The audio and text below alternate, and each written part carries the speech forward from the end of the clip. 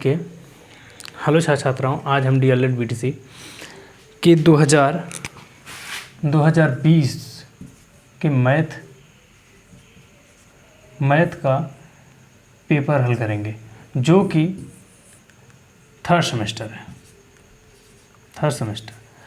आज हम लोग 2020 के बीटीसी या डीएलएड मैथ के थर्ड सेमेस्टर के पेपर को हल करेंगे और देखेंगे कि ये पेपर किस प्रकार से आता है और इन जो पेपर आया था वह किस प्रकार के प्रश्नों को दिया था और इसको किस प्रकार से हल करते हैं। तो चलिए पहले प्रश्न को देखते हैं। पहला प्रश्न क्या कहता है?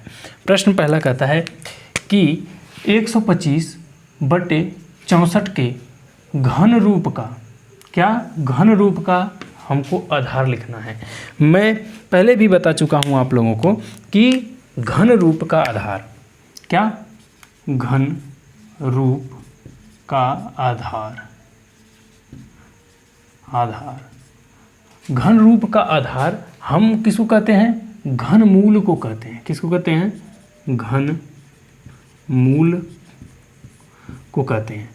या तो आप घन रूप का आधार बोलें या घन मूल बोलें, ये दोनों बात एक ही होती है। तो घन मूल का मतलब ये क्या होता है कि 3 जोड़ा बनाएं और उसे एक बार लिखें। जैसे मान लीजिए कि हमें 3 × 3 × 3 है, तो अगर इसका घन मूल लिखना है तो इसको लिखेंगे 3। समझ में आया? तो चलिए हम इस प्रश्न को हल करते हैं। तो प्रश्न में दिया है कि 125/64 का क्या करना है? घन रूप का आधार बताना है या तो घन मूल बताना है, वही बतिया है। तो इसको बताने के लिए हमको क्या करना पड़ेगा? सबसे पहले इसका हम क्या करते हैं? अभाज्य गुणनखंड ज्ञात कर लेते हैं। किसका?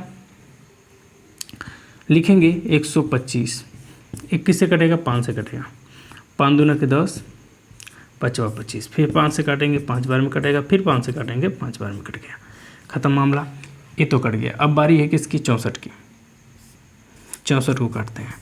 किससे कटेगा? 2 से कटेगा, 3 2, फिर 2 से कटेगा, 1 6, फिर 2 से कटेगा, 8, फिर 2 से कटेगा, 4, फिर 2 से कटेगा, 4, फिर 2 से कटेगा, फिर लास्टली खत्म। समझ में? इस प्रकार से अभाज्य गुणनखंड ज्ञात कर लेंगे। अब हमने जो बोला था कि 3 का जोड़ा बनाना है, तो हम इसको इस प्रकार से भी लिख सकते हैं। यहाँ पर ये जो संख्या दिया है इसका घन मूल बताना है, तो हम इसको इस प्रकार से भी लिख सकते हैं कि 5 × 5 × 5 × 5 बटे 2 × 2 × 2 2 × 2 × 2।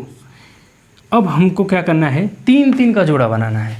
तो इसका जब 3 का जोड़ा बनाएंगे तो यह कितनी कि 1 2 3, तो 3 बार 5 आया है, लेकिन लिखेंगे कितनी बार? 1 बार। बटे में क्या है? 2। कितनी बार यहाँ पर आया? 1। यहाँ पर आया 1, मतलब कि यहाँ पर 2 कितनी बार लिखेंगे? 2 × 2 लिखेंगे। तो अब हमारा आया क्या? 5/4, 2 दूना के 4। अब ये जो है हमारा क्या हुआ? घन रूप का आधार हुआ। ठीक है, घन रूप का आधार या घन मूल हुआ। समझ में आया? तो इसमें बहुविकल्पी प्रश्न का पहला प्रश्न का जो आंसर है वह क्या है? 5/4 है। मतलब कि यह तो हो नहीं सकता, यही है, और बाकी ये सब गलत है। समझ में आया कि नहीं आया? चलिए हम अगले प्रश्न की तरफ चलते हैं। अगला प्रश्न क्या कहता है इसको देख के हल करने का प्रयास करते हैं। अगला प्रश्न क्या कहता है?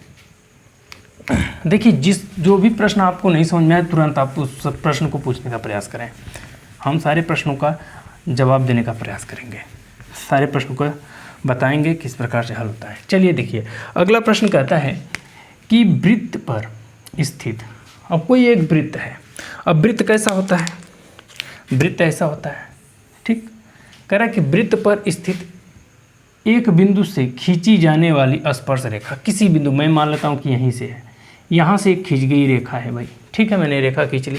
स्पर्श रेखा की संख्या कितनी होगी? एक कह रहा है कि जो स्पर्श रेखा है वो मतलब छू के स्पर्श करके इस वृत्त को छू के कितनी जगह से गया है? बस एक का जगह से, दोबारा वो टच नहीं होगा। तो अब यहाँ पर कितनी है? असंख्य बार? नहीं, असंख्य नहीं होगा। 0 बार? नहीं। 2 बार? नहीं, ये 4 बार होगा। समझ में आया कि नहीं आया? मतलब कि ये जो वृत्त है, इस वृत्त पे मान लीजिए इस पॉइंट पे छू के गई ये रेखा है, स्पर्श रेखा है, तो एक बार न छुई है, तो इसलिए हम इसमें जो विकल्प जो है चौथा सही है। समझ में आया कि नहीं है? अगले प्रश्न की तरफ चलते हैं। अगला प्रश्न क्या कहता है? अगला प्रश्न कहता है कि एटीएम का, किसका? एटीएम का पूरा नाम है। एटीएम का पूरा नाम क्या है? ऑटोमेटिक ट्रेजर मशीन नहीं, ऑटोमेटिक क्या लिखा है? टॉकिंग मशीन नहीं, ऑटोमेटिक टॉकिंग मशीन भी नहीं, ऑटोमेटिक टाइम मशीन नहीं, ऑटोमेटिक टेलर मशीन है। हाँ, ऑटोमेटिक टेलर मशीन को ही एटीएम कहा जाता है शॉर्ट फॉर्म में। समझ में कि नहीं? चलिए अगले प्रश्न की तरफ चलते हैं। अगला प्रश्न क्या कहता है, इसको समझते हैं और इसे हल करने का प्रयास करते हैं। अगला प्रश्न कहता है कि एक घनाकार बॉक्स की, एक घनाकार बॉक्स है, ठीक है। घनाकार बॉक्स कैसा होता है? जिसकी लंबाई चौड़ाई एक नहीं होती, एक जैसी नहीं होती है, ठीक है, उसको हम घनाकार कहते हैं। करे की भुजा। अब यहाँ पर मैं लिख लेता हूँ इस प्रश्न को, क्या चीज़ है कि घनाकार है बॉक्स की भुजा। भुजा कितना दिया है? भुजा दिया है 1 मीटर, कितना सेंटीमीटर? 30 सेंटीमीटर है। तब यहाँ पर इसको कितना दिया? 1 मीटर 30 सेंटीमीटर है। अच्छा एक बात बताइए, हमको पता क्या है? हमको यह पता है कि 1 मीटर बराबर 100 सेंटीमीटर होता है। हम जानते हैं कि 1 मीटर बराबर कितना? 100 सेंटीमीटर होता है, ठीक। तो अब यहाँ पर हमको क्या दिख रहा है कि 1 मीटर है, तो हम यहाँ पर हम क्या कर सकते हैं? 100 लिख सकते हैं। तो अब हम क्या लिखेंगे? हम क्या प्राप्त कर लेंगे कि घनाकार बॉक्स की भुजा कितनी है? ए बराबर 100 धन कितना है? 30 है, तो कितना हो जाएगा? 130 सेंटीमीटर है। किसकी? बॉक्स के भुजा की, ठीक है। बॉक्स की भुजा की लंबाई कितनी है? उसके एक भुजा की लंबाई कितनी दी है? 1 मीटर 30 सेंटीमीटर, ठीक। तो हम इसको लिख सकते हैं कि कितना? 130 सेंटीमीटर। तब एक चीज़ और है, उसके बाद क्या बोला है? कह रहे कि बॉक्स का संपूर्ण पृष्ठ ज्ञात करना है। तो संपूर्ण पृष्ठ का सूत्र होता है, ठीक है। यहाँ पर लिखेंगे कि घनाकार, ठीक, घनाकार बॉक्स का संपूर्ण पृष्ठ बराबर क्या होता है? 6 गुणे a का स्क्वायर, ठीक। यह क्या होता है? सूत्र होता है। किसका? घनाकार बॉक्स का सूत्र होता है, या फिर घनाकार का सूत्र होता है। घनाकार संपूर्ण पृष्ठ का सूत्र क्या होता है? 6 a के पावर 1 मतलब कि क्या है? a मतलब भुजा, ठीक है। यहाँ पर भुजा का स्क्वायर। तो अब हमको पहले ही से पता है कि भुजा कितना है? 130 है। तो अब यहाँ पर लिखेंगे क्या? अब यहाँ पर लिखेंगे कि 6 गुणे 130 का होल स्क्वायर। हम इसको इस प्रकार से भी लिख सकते हैं, 6 गुणे 130 गुणे 130, ठीक। अब यहाँ पर गुणा करेंगे, तो गुणा करने के पर क्या पाएंगे? इसका जब गुणा करेंगे तो हम पाएंगे कि 13 गुणे 13, तो 13 3 3 के 9, 3 1 कम 3, 3 3 के 9, 3 1 कम 3, ठीक। तो अब यहाँ पर हो गया 6 9 1 और 2 0, ठीक। फिर इसके बाद इसमें अब इसका जब हमने गुणा किया तो यहाँ पर क्या आया? 1 6 9 0 0, ठीक है। आया समझ में? अब इसका क्या करना है? फिर इसका गुणा कर देना है, किससे? 6 से। तो 6 से गुणा करेंगे तो ये 0 0 वैसे ही रह गया, 6 9 54, फिर 6 6 9 54, फिर 54 में क्या हो गया, एक 54 था, उसमें से 4 हमने लिख दिया, बचा क्या हासिल 5। अब 5 में 36 जोड़ देंगे तो कितना आ गया 41, 41 को आ गया 1, हासिल कितना 4 का।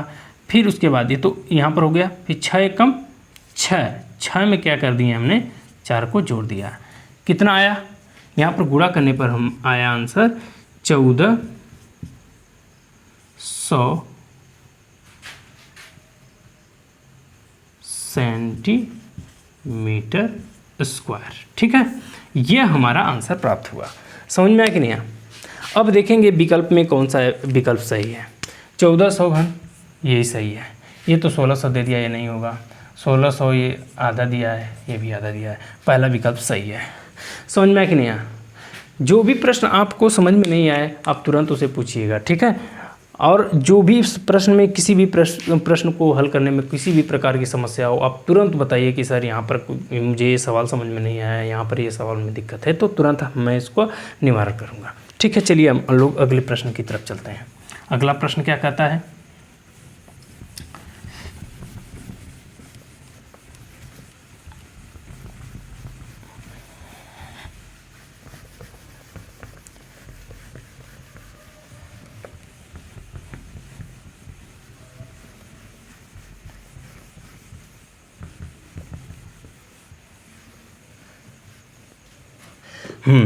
अगला प्रश्न की तरफ चलते हैं। हमने पहले को हल कर दिया, दूसरे को, तीसरे को, चौथा को भी हल कर दिया। अब बारी है पांचवें प्रश्न को हल करने के लिए। कह रहा है कि यक्स की घाती 3 प्लस 2 यक्स की घाती 2 फिर 5 यक्स धन 10 का क्या करिए, गुणनखंड ज्ञात कीजिए। उसका गुणनखंड करना है। तो गुणनखंड करने के लिए सबसे पहले हम इस प्रश्न को उतार लेते हैं। प्रश्न क्या दिया था, यक्स के क्यूब धन 2x स्क्वायर धन 5x धन 10। इसका हमको क्या करना था, गुणनखंड ज्ञात करना है। क्या करना है, गुणनखंड ज्ञात करना है। तो गुणनखंड ज्ञात करने के लिए हम लोग क्या करते हैं, इन दोनों को एक एक साइड में कर लेते हैं, एक एक में ले लेते हैं। और जब एक मिलेंगे तो अब एक बात बताइए, यहाँ पर 2x है और यहाँ पर 3x है, तो सबसे छोटा वाले को ले लेते हैं, क्योंकि छोटे वाले से ही तो भाग जाएगी, बड़े वाले को ले लेंगे तो भागा नहीं जाएगी। तो हम क्या करेंगे, इस वाले को ले लेंगे कॉमन। तो कॉमन ले लिए। अच्छा, एक बात होती है, 3 में से 2 गया तो कितना बचा, मतलब 3x थे, उसमें से 2x कट गए तो कितने बचे, एक ही x बचा। यहाँ पर क्या है, प्लस का चिन्ह। फिर इसके बाद 2x था और दोनों x ही कट गए, बचा क्या, सिर्फ 2 बच गया, तो यहाँ पर 2 लिख देंगे। यहाँ पर प्लस का चिन्ह है तो प्लस लगाइए। फिर अब बताइए, यहाँ पर 5 के पहाड़ा में 10 आ जाता है, लेकिन 10 के पहाड़ा में 5 नहीं आएगा, तो हम छोटे वाले को ले लेंगे 5। फिर ये 5 से 5 कट गया, बचा क्या, x बचा सिर्फ, तो यहाँ पर x लिख देंगे। फिर प्लस का चिन्ह तो प्लस का चिन्ह, 5 दूना के 10 यहाँ पर आ गया, 5 दूना के 10। अब इसको और इसको एक साथ लिख लेंगे, ठीक, और इसको यहाँ पर एक जगह लिख लेंगे, ठीक। अब हमारा जो हमको गुणनखंड करने के लिए बोला था, हमने क्या कर लिया, गुणनखंड ज्ञात कर लिया। अब देखते हैं कि गुणनखंड ज्ञात करने के बाद कौन सा जो है आंसर मिलता है। अब एक बात बताइए, यक्स प्लस 5 है या नहीं है, इसको काट दो। फिर यहाँ पर यक्स स्क्वायर प्लस 5 सही है, मिल गया यहाँ तक। फिर क्या, यक्स प्लस टू, ये दोनों मिल गया, मतलब यही विकल्प सही है, यही विकल्प सही है। ये वाला यहाँ पर माइनस है, माइनस तो आ ही नहीं सकता क्योंकि वहाँ पर कोई माइनस का चिन्ह ही नहीं है कहीं। फिर उसके बाद यहाँ पर भी माइनस आ गया, तो ये गलत है। समझ में आया कि नहीं आया? इतने जो भी मैंने सारे प्रश्नों को हल करवाए हैं, जिस भी प्रश्न में आपको समस्या हो आप तुरंत पूछिए कि यहाँ पर कि ये इस प्रश्न में समस्या है या फिर ये दिक्कत है। अब मैं तुरंत उसका निवारण करने का प्रयास करूँगा, ठीक है। हेलो छात्राओं, अब तक हमने बहुविकल्पीय प्रश्न को हल कर लिया है। अब बारी है 2022 के थर्ड सेमेस्टर के मैथ का। अब आते हैं अति लघुत्तरीय प्रश्न को हल करने। तो चलते हैं, देखते हैं अति लघुत्तरीय प्रश्न किस प्रकार के प्रश्न आए हैं इस बार। पहला प्रश्न देखते हैं। पहले प्रश्न में दिया हुआ है कि log 5 के घाते 625 बराबर 4 घातांकी रूप लिखिए। घातांकी रूप में लिखना है। तो देखिए, घातांकी रूप लिखेंगे कैसे, इसको समझिए। मान लीजिए कि जो लॉग जो मान लिए नहीं, लॉग का नियम होता है कि जो घात होता है जब इसको घातांकी रूप में लिखना है, तो जैसे मान लीजिए कि a के पावर b है c, इस प्रकार से अगर इसको हमको घातांकी रूप में लिखना होगा, जब इसको घातांकी रूप में लिखेंगे तब हम इसको यह जो है इसके ऊपर आ जाएगा और यह बराबर के इधर हो जाएगा। इसको बोलते हैं लॉग का क्या, घातांकी रूप, घातांकीय रूप। ठीक, अब इसी पे हम इसको क्या करेंगे, हल करेंगे। इस प्रकार से जो नियम है, इसी नियम पर हम इसको हल कर देंगे। तो चलिए देखिए, पहले हम प्रश्न उतार लेते हैं। तो लॉग 5 के घाते 625 बराबर 4 है। तो अब मैं उसी प्रकार से मैं मान लेता हूँ यहाँ पर कि माना a बराबर क्या है, a बराबर 5 है और b बराबर 625, c बराबर क्या है, 4 है। ठीक, तो अब हम क्या करेंगे, आप लोगों को समझ में आ रहा है ना। तब अब क्या करेंगे, सेम इसी प्रकार से सूत्र पे रख देंगे। तो क्या रखेंगे, अब ये क्या है, 5 तो वहीं के वहीं रह गया, चलो 5 को रहने दो यहीं पे। फिर ये जो 4 है बराबर के इधर था, वो किस पे आ गया, 5 के पावर पे आ गया, बराबर ये जो 625 जो पावर में था वो कहाँ पर आ गया, यहाँ पर आ गया। इसी को बोलते हैं घातांकी रूप, घातांकीय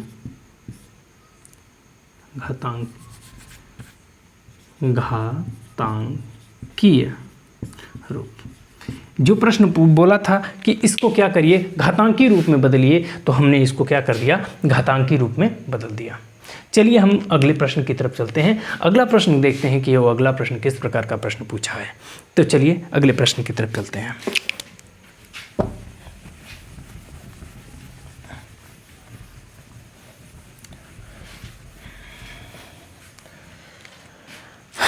अगला प्रश्न कह रहा है, प्रश्न नंबर 6 को हमने हल कर लिया, अब बारी है प्रश्न नंबर 7 का। तो कह रहा है कि समुच्चय A में यक्स जो है वह यक्स बराबर, और या तो यक्स बराबर होगा 5 के, या तो 5 से छोटा होना चाहिए। जहाँ पर जो यक्स का मान है, वो क्या है, विषम संख्या है। क्या है, यक्स का मान क्या दिया है, यक्स का मान जो दिया है, यक्स विषम संख्या है। यक्स क्या है, विषम संख्या है। और कंडीशन क्या है इस विषम संख्या की, वो कंडीशन यह है कि यह 5 के बराबर होनी चाहिए, या तो 5 से छोटी होनी चाहिए, 5 से बड़ी नहीं होनी चाहिए। तो अब यहाँ पर हम लिख सकते हैं क्या कि यक्स बराबर 1, 3, और अगर हम विषम संख्या में और आगे बढ़ेंगे तो अब देखेंगे कि 5 के बाद क्या 5 आता है, 3 के बाद क्या आता है, 5 आता है, और उसके आगे जाएंगे तो क्या आ जाएगा, 7 है विषम संख्या। परंतु ये कह रहा है कि बड़ा नहीं होना चाहिए, वो किससे होना चाहिए, 5 हो जाए वो चलेगा, लेकिन 5 से छोटी होनी चाहिए, या तो बराबर होनी, बड़ा ही नहीं होनी चाहिए। चलिए हमने एक चीज़ को फॉलो कर लिया, मतलब यक्स का मान पता हो गया। तब हम यहाँ पर लिख सकते हैं क्या कि a बराबर क्या है, a बराबर 1, 3, 5। 1, 3, 5 क्या है, समुच्चय है। ए समुच्चय में क्या दिया है, 1, 3, 5। आगे बोल रहा है कि b बराबर 2, 3, 5, 1 है।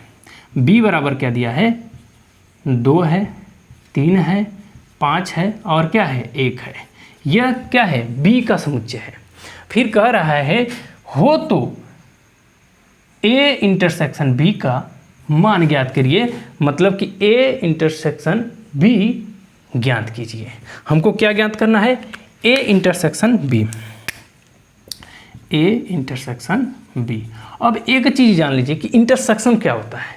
इंटरसेक्शन वह होता है वह संख्या जो दोनों समुच्चय में मिले, समुच्चय a में भी मिले, समुच्चय b में भी मिले। जब ये दोनों संख्याएं a और b दोनों में मिलेगी, उसी को संख्या को लिखते हैं, उसको हम बोलते हैं, क्या बोलते हैं, इंटरसेक्शन बोलते हैं। तो इंटरसेक्शन यहाँ पर है, तो सबसे पहले इसको हम लिख लेते हैं। a बराबर क्या दिया है, a बराबर 1, 3, 5। फिर इंटरसेक्शन b बराबर क्या दिया है, 3 2 3 5 1। ठीक, ये इंटरसेक्शन। उसके बाद हमको अब इसमें से मिलाना है। अच्छा एक बात बताइए, यहाँ पर 1 है, यहाँ पर 1 है, नहीं है, मतलब ना 1 को नहीं लिखना है। 3 है, यहाँ पर 3 है इसमें, हाँ, तो यहाँ पर क्या लिखेंगे कि A इंटरसेक्शन B बराबर क्या लिखेंगे, 3 मिल गया है, तो यहाँ पर भी है, यहाँ पर है, तो यहाँ पर लिखेंगे 3। फिर आगे क्या है, 5, तो यहाँ पर देखेंगे 5 है, 5 है, 5 यहाँ पर मिल गया। तो अब यहाँ पर क्या करेंगे, कोष्टक बंद, क्योंकि अगली कोई संख्या नहीं है, एक ये या यहाँ पर 1 है, यहाँ पर 1 मिल गया, तो यहाँ पर हम 1 भी लिख देंगे, क्योंकि यहाँ पर 1 था, मैं इसको देखा नहीं हूँ, 1 तो मिला नहीं। अब यहाँ पर 1 3 5 जो है क्या है, इंटरसेक्शन है। A इंटरसेक्शन B में क्या समुच्चय आया है, 1 3 5 आया है। समझ में आया कि नहीं आया? चलिए हम लोग अगले, देखिए जो भी प्रश्न जहाँ पर आपको समझ में नहीं आया आप तुरंत पूछिए। चलिए हम लोग अगले प्रश्न की तरफ चलते हैं और देखते हैं अगले प्रश्न में किस प्रकार का प्रश्न आया है। और यहाँ पर जहाँ पर भी आपको समझ में नहीं आया आप तुरंत पूछिएगा, ठीक है। और आप लोग तुरंत यहीं पे आप तुरंत पूछिए, ठीक है। हिम्मत सोचिए कि वीडियो बन रहा है तो नहीं पूछेंगे, आप तुरंत पूछिए, ठीक है। चलिए अगले प्रश्न की तरफ चलते हैं। अगला प्रश्न क्या है,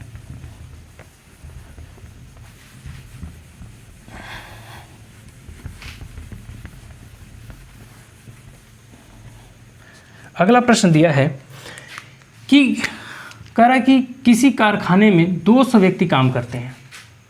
अब यहाँ पर क्या बोल रहा है कि 200 व्यक्ति काम कर रहे हैं, मतलब कि काम करने वाले व्यक्ति कितने हैं, यहाँ पर लिख देते हैं कि कारखाने में काम करने वाले कुल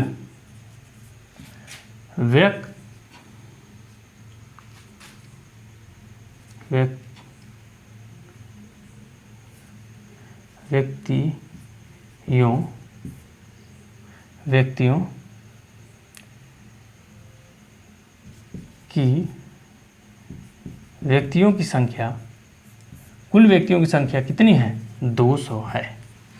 मतलब कि उस जो एक कारखाना है उस कारखाने में 200 व्यक्ति काम करते हैं, 200 व्यक्ति काम करते हैं। आगे बोल रहा है क्या कि 200 व्यक्ति काम तो करते हैं, ठीक है, लेकिन यदि ऐसा हुआ कि किसी दिन 25 व्यक्ति काम करने न आए हों, मतलब कि किसी दिन ऐसा हुआ कि 25 व्यक्ति काम करने नहीं आए हैं, तो यहाँ पे लिख देंगे कि न आने वाले व्यक्तियों की संख्या, न आने काम करने वाले, एक दिन ऐसा हुआ कि 25 व्यक्ति क्या हुए, नहीं आए। कितने आए, नहीं आए। कितने लोग, 25 व्यक्ति काम करने नहीं आए। तो फिर आगे बोला तो काम करने वाले, मतलब कि जो 200 तो व्यक्ति थे, लेकिन कुछ व्यक्ति कब काम, 25 व्यक्ति नहीं आए थे, लेकिन कुछ तो व्यक्ति थे जो काम कर रहे थे। तो कह रहे हैं कि जो काम करने वाले व्यक्ति हैं, तो यहाँ पर लिख देते हैं कि काम करने वाले व्यक्तियों की संख्या। तो क्या होगा, काम करने वाले व्यक्तियों की संख्या क्या होगी, 200 माइनस 25, कितना आया, 175। 175 व्यक्ति तो काम कर रहे हैं ना, 25 व्यक्ति तो नहीं आए हैं, लेकिन 175 व्यक्ति काम कर रहे हैं। तो कह रहा है कि काम न करने वाले व्यक्ति, हमने पहले ही बता दिया कि काम न करने वाले व्यक्ति कितने हैं। तो अब कह रहा है कि काम करने वाले, तो कह रहा है कि जो काम करने वाले व्यक्ति हैं और जो काम न करने वाले व्यक्ति हैं उनका क्या करिए, अनुपात ज्ञात करिए। तो अब हमको क्या करना है, अनुपात ज्ञात करना है। इसका मतलब है कि जो काम न करने वाले व्यक्ति हैं और जो काम करने वाले व्यक्ति हैं, अब अनुपात में लिख दिए हमने। तो अनुपात में लिखेंगे तो अब ये कितना बार में कटेगा, चलिए काटते हैं, 5 से काटते हैं। तो 5 से काटेंगे तो ये 5 25, फिर बांधते हैं 15, फिर यहाँ पर 2 गया, फिर ये इतना हो गया। ठीक, 5 से काटेंगे, फिर 5 से 5 एक कम 5, 5 7 35, मतलब कि यहाँ पर हम इसको इस प्रकार से भी लिख सकते कि 7:1।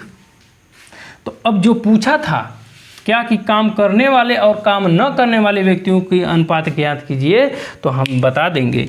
क्या बताएंगे? अतः काम करने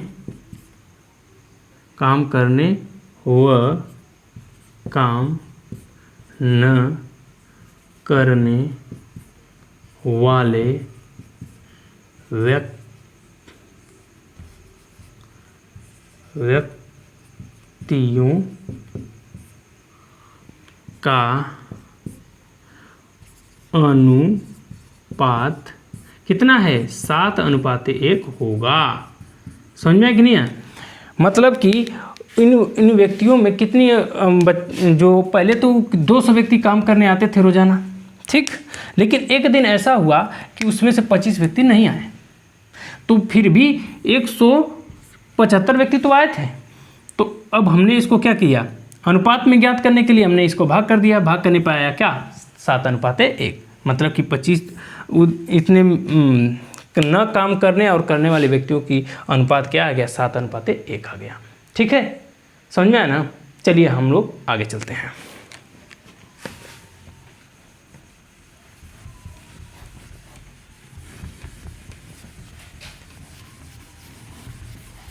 देखिए, जो भी सवाल आपको नहीं समझ में आए तुरंत पूछिएगा, ठीक है? एक एक लाइन का सवाल है, बहुत बड़ा बड़ा सवाल नहीं है कि जो आप लोगों को नहीं समझ में आए, लेकिन अगर ऐसा है कि अगर नहीं समझ में आ रहा है तो आप तुरंत पूछिएगा, ठीक है? चलिए अगले प्रश्न की तरफ चलते हैं। अगला प्रश्न क्या कहता है? 8वां वाले प्रश्न को हमने हल कर लिया है, अब बारी है 9वां प्रश्न को हल करने की।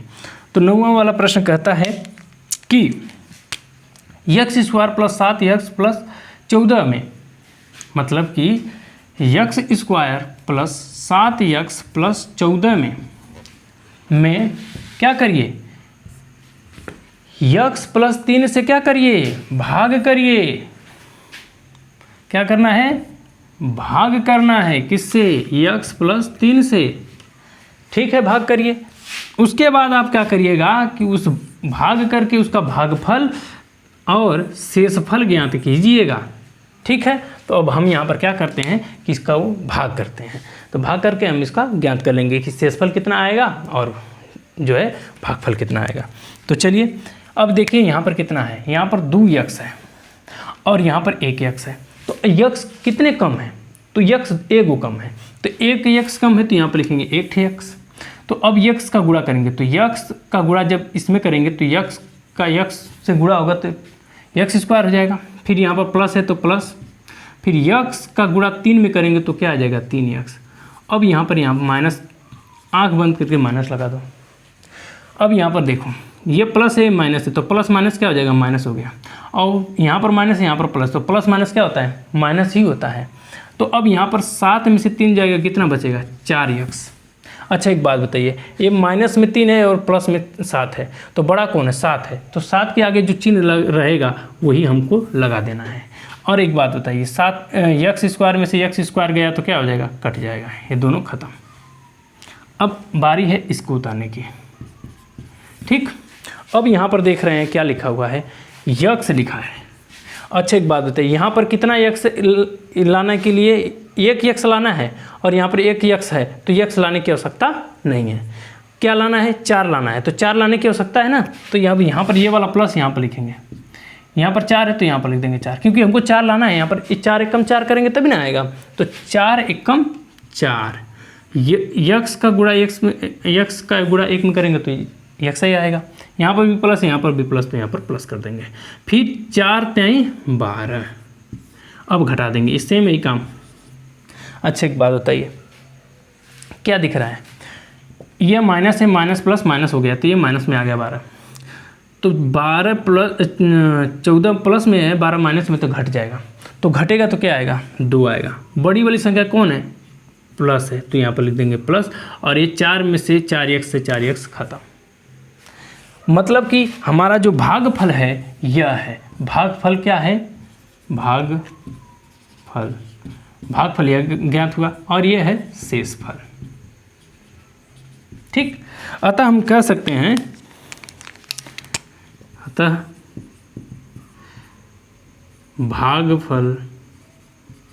भागफल बराबर कितना आया, भागफल 4x आया है।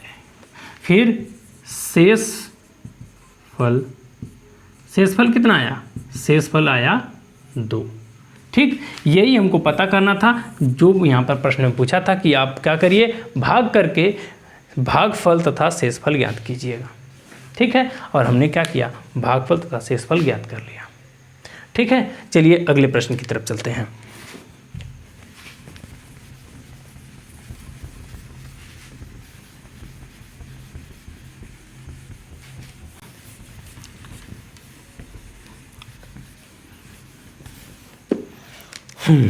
चलिए यहाँ पर देखते हैं।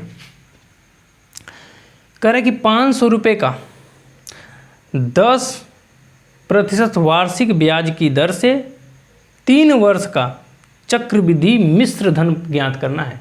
हमको चक्रवृद्धि ब्याज नहीं ज्ञात करना है, मिश्र धन, ब्याज और मूल धन दोनों को ऐड करके जो प्राप्त होता है उसे मिश्र धन कहते हैं, वही हमको पता करना है। तो चलिए पहले हम ये जो प्रश्न में दिया है उसको हम लोग लिख लेते हैं। ठीक, मतलब कि यहाँ पर प्रश्न में दिया क्या है, मूल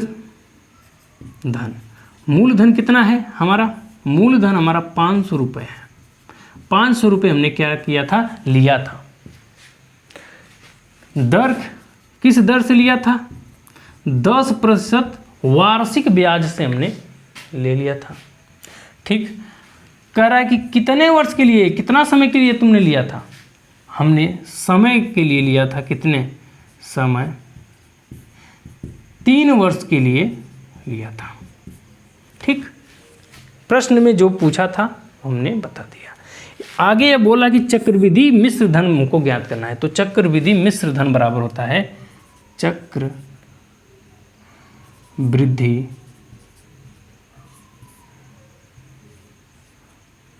मिश्र धन बराबर क्या होता है, मूल धन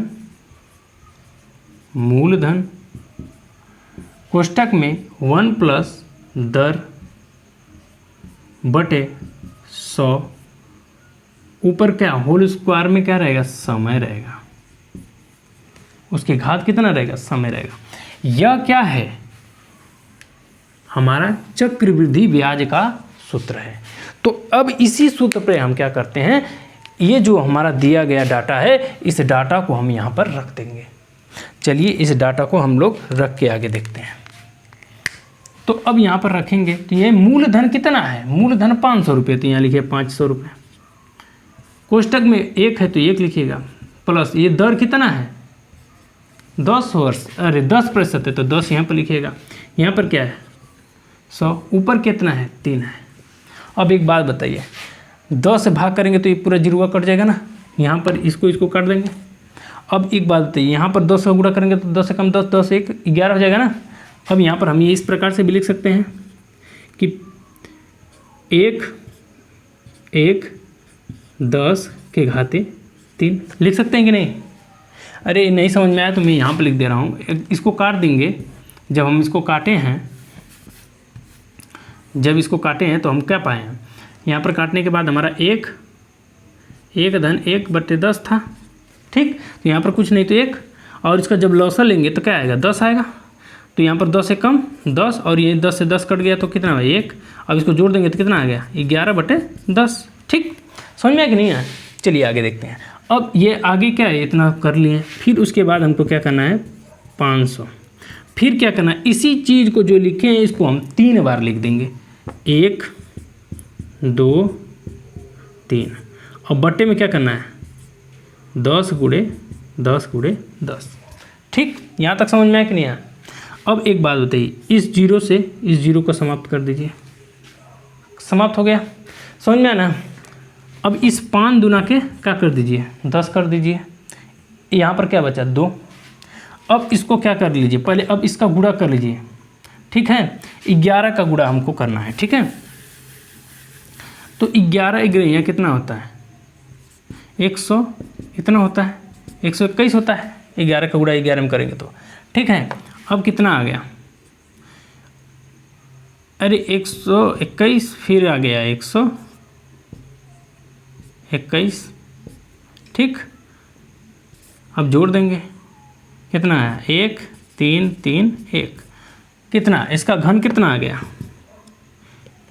1 13 33 1 बट्टे 2। अब भाग कर देना है, भाग करेंगे कितनी बार में घटेगा, ये गया 6 बार में, यहाँ पर 1 बचा, फिर इसको दे दिया, फिर गया 6 बार में, ठीक। अब यहाँ पर क्या है 1 इसको दे दिया तो 1 11 हो गया, तो ये गया कितना बार में 5 बार में, फिर 0.5। यह क्या है हमारा, यह हमें जो प्राप्त हुआ है, ठीक, यह हमारा मिश्र धन प्राप्त हुआ है। समझ में आया कि नहीं आया, यह हमारा मिश्र धन प्राप्त हुआ है। जो हमें पूछा था, क्या पूछा था कि मिश्र धन बताइए, इसका जो है 3 साल में कितना कर मिश्र धन बढ़ेगा, तो ये मिश्र धन कितना बढ़ेगा 3 वर्ष में चक्रवृद्धि मिश्र धन कितना होगा 65.5 रुपये होगा, ठीक। समझ में आया कि नहीं आया, अब यहाँ तक समझ में आया। चलिए हम आगे चलते हैं, जहाँ पर आपको समझ में नहीं, मैंने एक सिंपल सा क्या किया, इस सूत्र पे रखा है और इसी सूत्र पे हमने इसको रखकर हल कर दिया है। जो आपको समस्या है अब तुरंत पूछिए, तुरंत मैं बताऊंगा। चलिए ठीक है, अगले प्रश्न की तरफ चलते हैं। अगला प्रश्न क्या कहता है,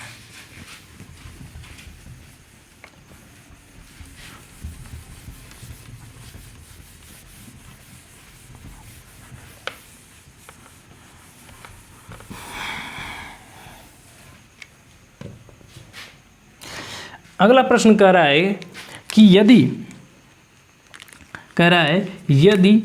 2.5 अनुपाते यक्स है, मतलब कि यहाँ पर जो प्रश्न है उसको लिख लेते हैं। पहले क्या लिखा है 2:5, 2.2 अनुपाते यक्स समानुपाते, ठीक।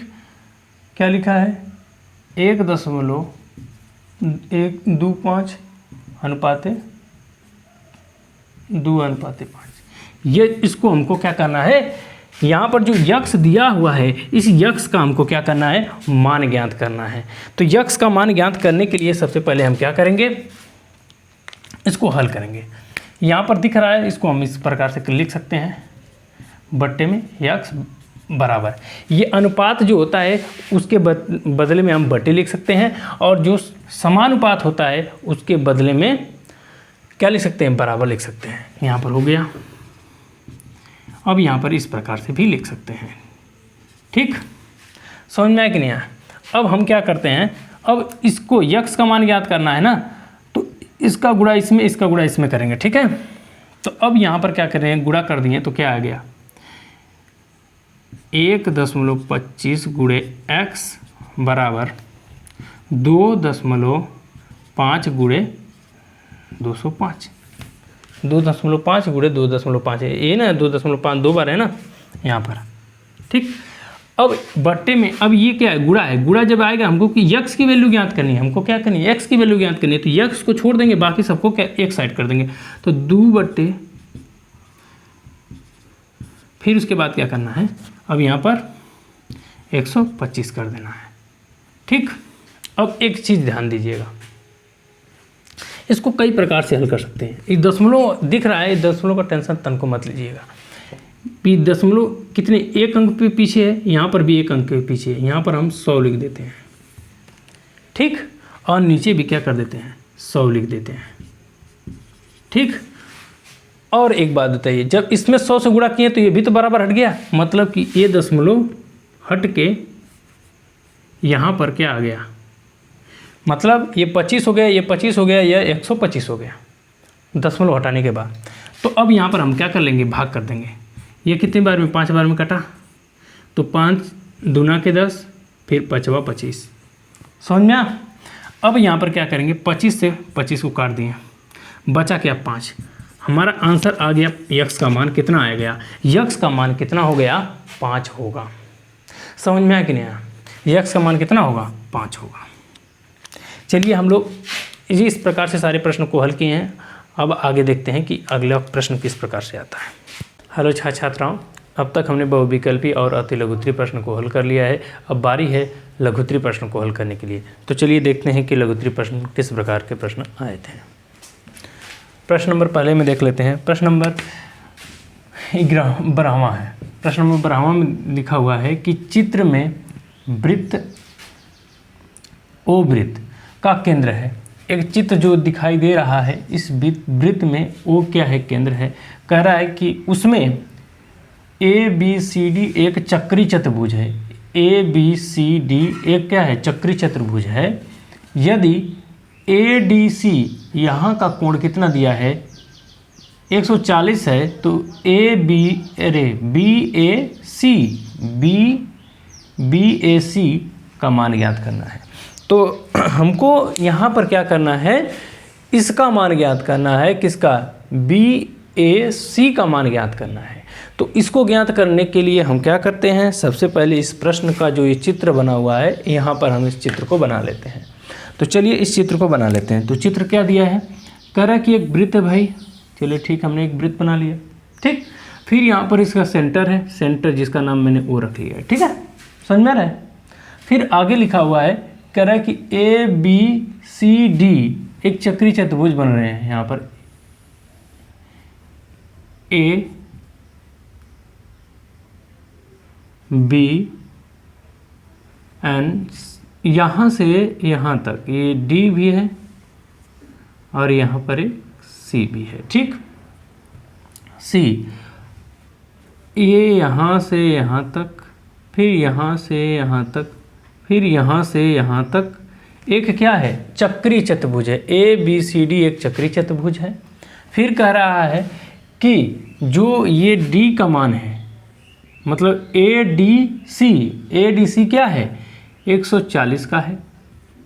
तब हमें क्या पता करना है, यहाँ का मान पता करना है। इसका BAC का मान ज्ञात करना है। इसका मान हमको क्या करना है, ज्ञात करना है। समझ में आया ना, हमको क्या ज्ञात करना है, BAC का मान ज्ञात करना है। मतलब कि यहाँ पर इस A का कोण कितना होगा, यह हमको पता करना है। समझ में आया कि नहीं है। देखिए अब एक चीज़ हमको दिख रहा है, क्या, यह एक चक्री चतुर्भुज है। दिख रहा है ये क्या है, चक्री चतुर्भुज है। तो हमको पता है कि चक्री चतुर्भुज के सम्मुख कोण, मतलब इसके आमने सामने के कोणों का योग क्या होता है, 180 होता है। हम जानते हैं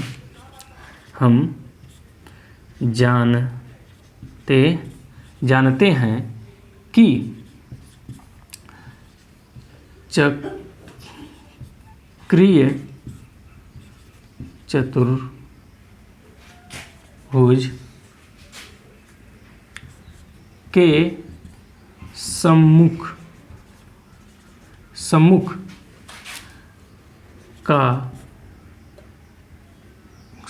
के सम्मुख के कोणों का योग कितना होता है, योग 180 होता है। क्या होता है, 180 होता है। ठीक है, समझ में कि नहीं है। अब 180 होता है किसके, ये जो चक्री चतुर्भुज है, इसमें जो बना कोण कितना है, 180 का है। तो अब यहाँ पर हमको जो इनमें कोण बना है, जो चक्री चतुर्भुज हैं, इनके जो सम्मुख कोण हम ले लेते हैं। तो हमें जो कोण मालूम है उसी का ले लेते हैं। हम एक कोण ले लेते हैं, ADC ले लेते हैं। तो यहाँ पर लिख सकते हैं कि कोण ADC धन कोण ABC, कोण ABC का योग जब हम करेंगे तो कितना आएगा, 180 आएगा। क्लियर। अब एक बात बताइए, हमको इसका मान तो पता है ना, तो इसका मान हम रख लेंगे। ठीक, अब इसका मान जब रखेंगे तो यहाँ पर क्या है, ADC का मान हमको पहले ही दे दिया है, क्या है 140 है, जो कि हमको प्रश्न में दे दिया है। यहाँ पर क्या दिया है, 140 है। तो अब यहाँ पर लिख देंगे क्या, 140 डिग्री धन कोण ABC बराबर कितना है, 180 है। क्लियर। अब देखो यहाँ पर हमको ए बी सी का मान ज्ञात करना है, इसी का पता नहीं है और इसका तो पता है, तो इसको क्या करते हैं, पक्षांतर कर देते हैं। तो पक्षांतर करेंगे तो क्या आएगा कि कोण ए बी सी बराबर 180 माइनस 140। ये जब प्लस जब इधर जाएगा बराबर के उधर तो क्या हो जाएगा, माइनस हो जाएगा, तो घटेगा तो कितना आ गया, 40 आ गया, 40 डिग्री। मतलब हमको पता क्या हुआ, हम पता कर लिए हैं, क्या पता कर लिए हैं कि कोण ए बी सी बराबर क्या होगा, 40 डिग्री होगा। समझ में आया कि नहीं आया, इतना तो समझ में आ गया।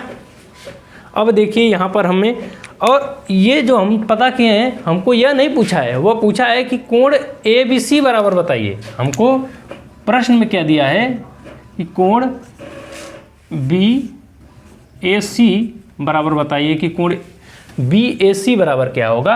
अब जबकि हमको कोण ए डी सी बराबर 140 दिया हुआ था, ठीक। और हमने ज्ञात क्या कर लिया है, कोण ए बी सी बराबर हमने क्या ज्ञात किया है, 40 डिग्री ज्ञात कर लिया है, ठीक है। यहाँ तक समझ में आया। अब देखिए एक बात जान लीजिए कि अर्धवृत्त के, ठीक, अर्धवृत्त के किसी बिंदु पर बना कोण क्या होता है, 90 डिग्री का होता है, ठीक है। क्या होता है, अर्धवृत्त, यहाँ पर लिख देंगे कि अर्धवृत्त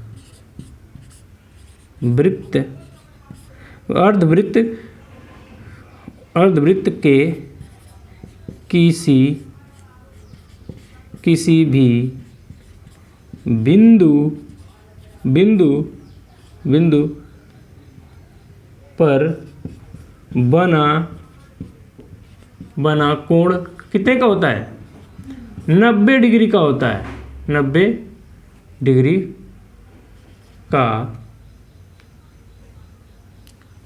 का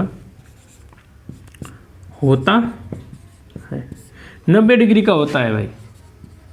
अब एक बात बताइए कि अब यहाँ पर यह जो बिंदु है, यहाँ पर ये कितने का बन गया, 90 डिग्री का बन गया ना। ये कितने का बन गया, 90 डिग्री का। मतलब यहाँ पर जो हमने पता कर लिया ये कितना का हो गया, 90 डिग्री का, ठीक। अब जबकि यहाँ का हमको मान पहले ही से पता कर लिया हमने, ए बी सी बराबर हमने क्या पता किया है कि यह क्या है, 40 है। समझ में आया। अब जबकि हमको पता है कि त्रिभुज के तीनों कोणों का योग क्या होता है, 180 होता है, ठीक है। यहाँ पर दिख रहा है ना, हम जानते हैं कि त्रिभुज के तीनों कोणों का योग क्या होता है, 180 होता है, ठीक है। हम इतना तो जानते हैं ना कि क्या होता है, 180 होता है। तो अब एक बात बताइए, देखिए यहाँ पर जगह नहीं है क्योंकि नीचे चला जाएगा तो दिखेगा नहीं, ठीक है। तो मैं यहाँ पर कर लेता हूँ। अब एक बात बताइए, अगर हम इसका कोण जोड़ेंगे, मतलब इसका जोड़ देंगे तो 180 आना चाहिए ना। तो अब यहाँ पर हम लिख सकते हैं, ये यहाँ तक दिख रहा है कि नहीं, तो यहाँ पर लिख लेंगे कि पहले लिखेंगे कोण ए बी सी, कोण ए बी सी धन कोण बी सी ए, कोण बी सी ए, फिर उसके बाद लिखेंगे धन क्या, धन सी ए बी, ठीक है, या फिर बी ए सी, बी ए और ए, ठीक, बराबर कितना आना चाहिए, 180 आना चाहिए, क्योंकि हमने पहले से पता है कि त्रिभुजों के तीनों कोणों का योग क्या होता है, 180 होता है। तब अब यहाँ पर क्या है, कोण ए बी सी का मान क्या दिया है, 40 दिया है, तो यहाँ पर लिखेंगे कि 40 धन, फिर यहाँ पर क्या है, बी BCA बराबर कितना है 90 डिग्री है। और उसके बाद हमको पता क्या नहीं है, धन कोण BAC बराबर कितना 180। क्लियर। अब इन दोनों को जोड़ देंगे तो कितना आएगा 130। अब 130 इधर लेके आ जाएंगे तो क्या होगा कि कोण BAC बराबर 180 माइनस कितना हो गया 130। अब यहाँ पर हमको पता क्या हो गया कि कोण BAC बराबर क्या होगा। अब 180 में से 130 घटा देंगे, क्या बचेगा 50 डिग्री। हमको जो पता करना था हमने उसको क्या कर लिया, पता कर लिया। हमसे जो पूछा था हमने क्या कर लिया, जान लिया कि यह कितना है। समझ में आ कि नहीं है। हमको प्रश्न में यही पूछा था ना कि कोण क्या करिए, कोण BAC का मान ज्ञात करिए। कोण BAC का मान ज्ञात करिए तो हमने ज्ञात कर लिया कि कितना आया है, कोण BAC का मान 50 आया है। ठीक है, समझ में आ कि नहीं है। कहीं पे कोई कन्फ्यूजन, समझ में आ रहा है ना। जो भी सवाल को हल करने में समस्या आए आप तुरंत पूछिए कि यहाँ पर ये सवाल समझ में नहीं आया। समझ में आ कि नहीं आया। चलिए हम अगले प्रश्न की तरफ चलते हैं। ठीक है, समझ में।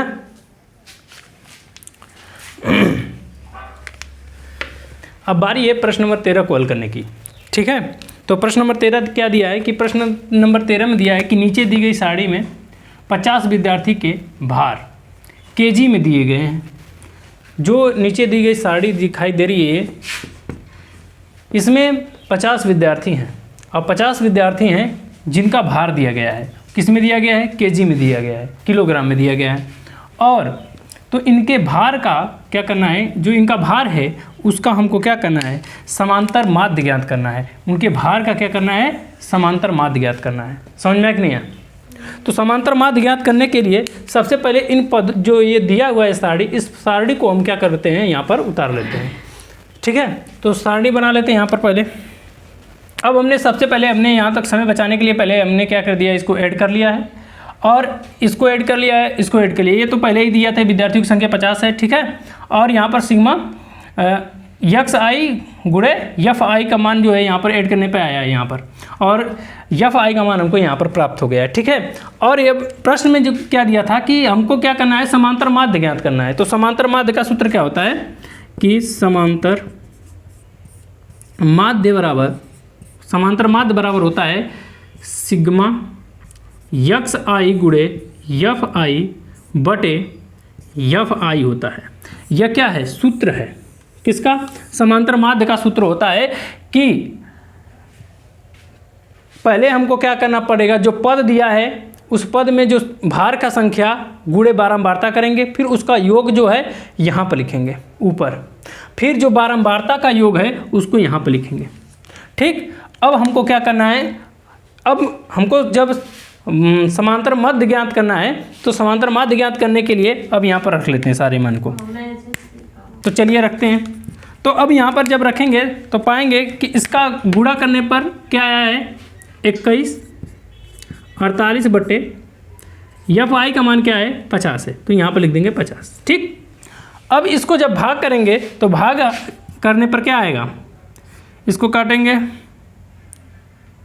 कटने के बाद आ गया 42.96 क्या है, इसका समांतर माध्य है। समझ में आया। अब ये जो है इसको काटने पर जो हमारा आएगा कितना 42.696 आएगा। समझ में आया। तो अब यहाँ पर ये जो सवाल समझ में आया कि नहीं आया, जो इसमें कोई दिक्कत हो तो पूछ लो। ठीक है, अब हमने जो है 12 वाले प्रश्न को हल कर लिया है, 13 वाले प्रश्न को भी हल कर लिया, 12 13 हल कर लिया। अब बारी है 14 वाले प्रश्न को हल करने की। तो इस प्रश्न को हल करते हैं और अच्छे से समझते हैं, क्योंकि इस प्रकार का प्रश्न आता है और ये बहुत छोटा सवाल होता है, बस ये है कंसेप्ट पे रहता है। अगर आपको कंसेप्ट समझ में आएगा तो ये सवाल को हल कर लेंगे। तो ध्यान से समझिएगा इस सवाल को। ठीक है, यह प्रश्न क्या कह रहा है, कह रहा है कि वृत्त की एक जीवा की लंबाई, मान लीजिए जीवा क्या है, पहले समझ लीजिए कि जीवा किसे कहते हैं। यह वृत्त हो गया कोई, अगर ये यहाँ से यहाँ तक मिल गया, इसे जीवा कहते हैं। यहाँ से यहाँ तक मिल गया इसे जीवा, ये पूरे पर मिल जाए, बस उसे छेदे ना तो वह क्या है, जीवा है। समझ में आया कि नहीं आया? तो ये क्या है, वो बोला कि इसको हम पहले मान लेते ओ है, ठीक है, एक जीवा है, जीवा मान लेते कि ए और बी है, ठीक है। यहाँ पर समझ में आगे क्या बोल रहा है कि उसकी जो त्रिज्या के, जो इसकी जो त्रिज्या है, इस वृत्त का जो त्रिज्या है वह बराबर है। यह जो जीवा है इस वृत्त के त्रिज्या के क्या है, बराबर है। मतलब यहाँ से यहाँ तक क्या होगा, बराबर होगा, होगा कि नहीं होगा? अरे ये भी तो त्रिज्या है, ये त्रिज्या ना है, तो अब इसकी सारी भुजाएं क्या होंगी, बराबर हो गई। तो ये क्या हो गया, समबाहु त्रिभुज हो गया कि नहीं हो गया? समझ में कि नहीं है?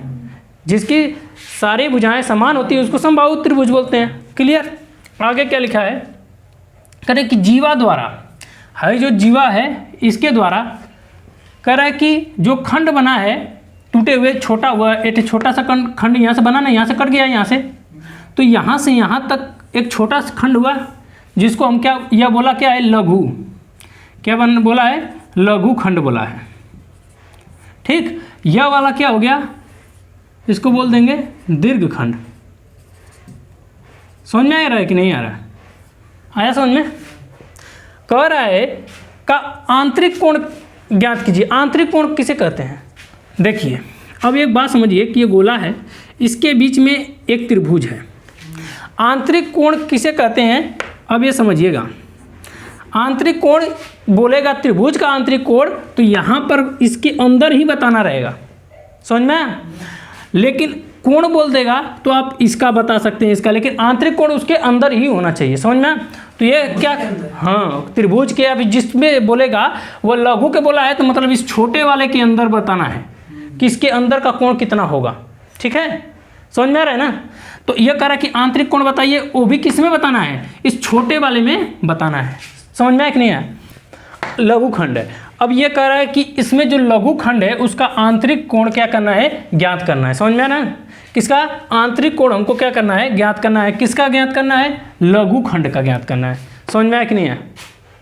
आया समझ में? अब इसको जो है, अब देखो, अब हम क्या करते हैं, सबसे पहले इस कॉन्सेप्ट को समझ गए, प्रश्न क्या कहता है समझ गए। अब इस प्रश्न को हल करने के लिए हम लोग क्या करते हैं, अब कार्य करते हैं। क्या क्या हम जानते हैं, एक चीज़ हमने देखा है कि यह इसकी सारी भुजाएं क्या हैं, बराबर है। तो यह क्या हो गया, यह मान लीजिए कि अगर यह x है तो ये भी x होगा, ये भी x होगा। समझ गए ना? क्योंकि यहाँ पर ये जो जीवा है वह त्रिज्या के बराबर है, तो सारी भुजाएं समान हो गई। तो अब यहाँ पर लिख सकते हैं कि त्रिभुज ABO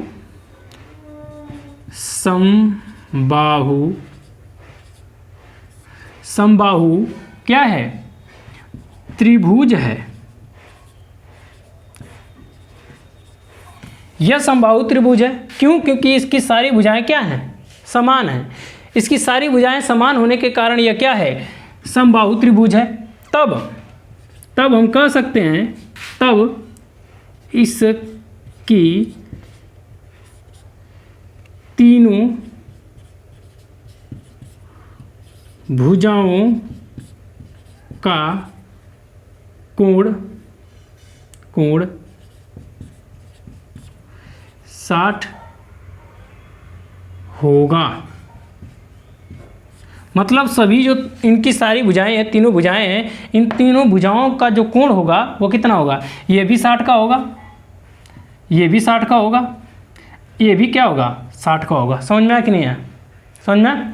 मतलब कि जो त्रिभुज जो होता है, समबाहु त्रिभुज किसे कहते हैं, समबाहु त्रिभुज वह त्रिभुज होता है जिसकी सारी भुजाएं समान हो।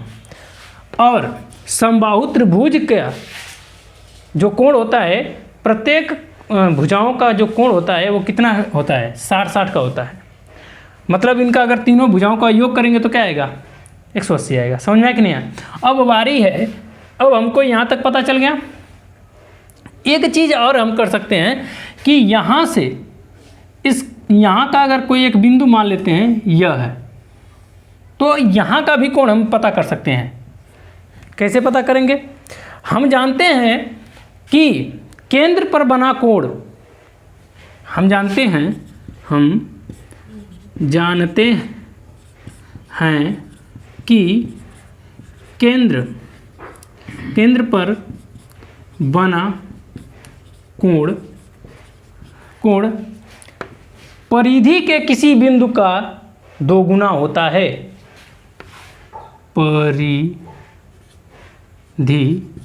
परिधि के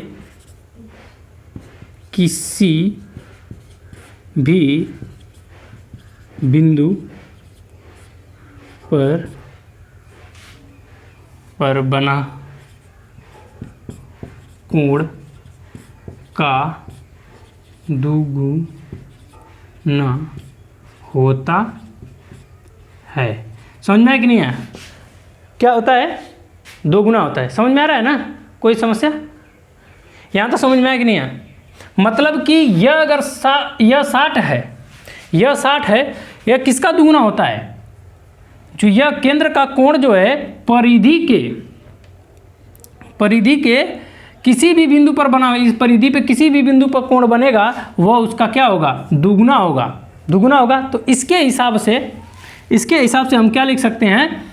यह मान लीजिए कि यह क्या है? सी है, ठीक है। जो भाई कटान बिंदु है तो यहाँ पर भी तो देना पड़ेगा ना।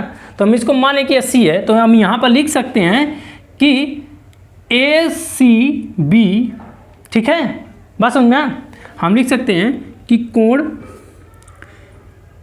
ए सी बी बराबर क्या होगा? हाफ होगा, आधा ना होगा क्योंकि यह तो दुगुना है तो इसका आधा होगा है ना। समझ में आ रहा है ना? आ रहा है? हाई दुगुना है इसका, तो यह इसका आधा होगा कि नहीं? तो अब यहाँ पर क्या होगा? कौन दुगुना है? यह कोण ए ओ बी, यहाँ पर लिखेंगे कोण ए ओ बी। समझ में आ रहा है कि नहीं आ रहा है? तब अब आगे हम क्या लिख सकते हैं कि 1/2 और इसका मान क्या हमने प्राप्त कर लिया है? इसका मान क्या है? 60 है। तो यहाँ पर लिख देंगे 60। समझा ना? आ रहा है? तब इससे यह काट गया तो कितना बचा? 30। समझ में? मतलब कि हमने क्या प्राप्त किया कि कोण ए सी बी बराबर कितना है? 60 डिग्री का कोण बना है। यहाँ तक समझ में आ? मतलब यहाँ का हमको मान पता हो गया कितना है, अरे सॉरी, यहाँ का मान 30 पता हुआ है, तो यहाँ का मान हमको पता हो गया कितना होगा? 30 होगा। समझ में आ कि नहीं आया है? अब एक चीज़ देख लीजिए, हमको तो ये जो प्राप्त हुआ है, यह क्या प्राप्त हुआ है? यह दीर्घ खंड का पता हुआ है, लेकिन हमको पता क्या करना है? लघु वाला, मतलब इसका पता करना है। तो यहाँ पर मैं मान लेता हूँ कि यहाँ पर एक बिंदु क्या है? डी है, ठीक है। तो अब बिंदु डी के लिए अब क्या करना पड़ेगा? अब यहाँ पर भी एक कोण बन रहा होगा इस प्रकार से। तो अब एक चीज़ दिखाई दे रही है, यह चक्री चतुर्भुज बन गया, ठीक है। यह क्या है? चक्री चतुर्भुज बन गया।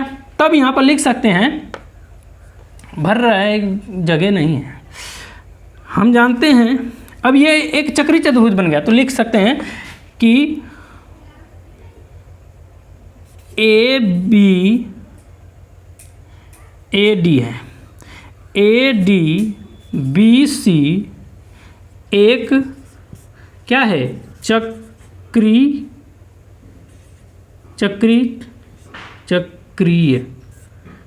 चतुर्भुज है। यह क्या है? एक चक्री चतुर्भुज है। और चक्री चतुर्भुज का आमने सामने का कोण क्या होता है? आमने सामने के कोण का क्या होता है? योग 180 होता है। हम क्या जानते हैं? तो तब इसके सम्मुख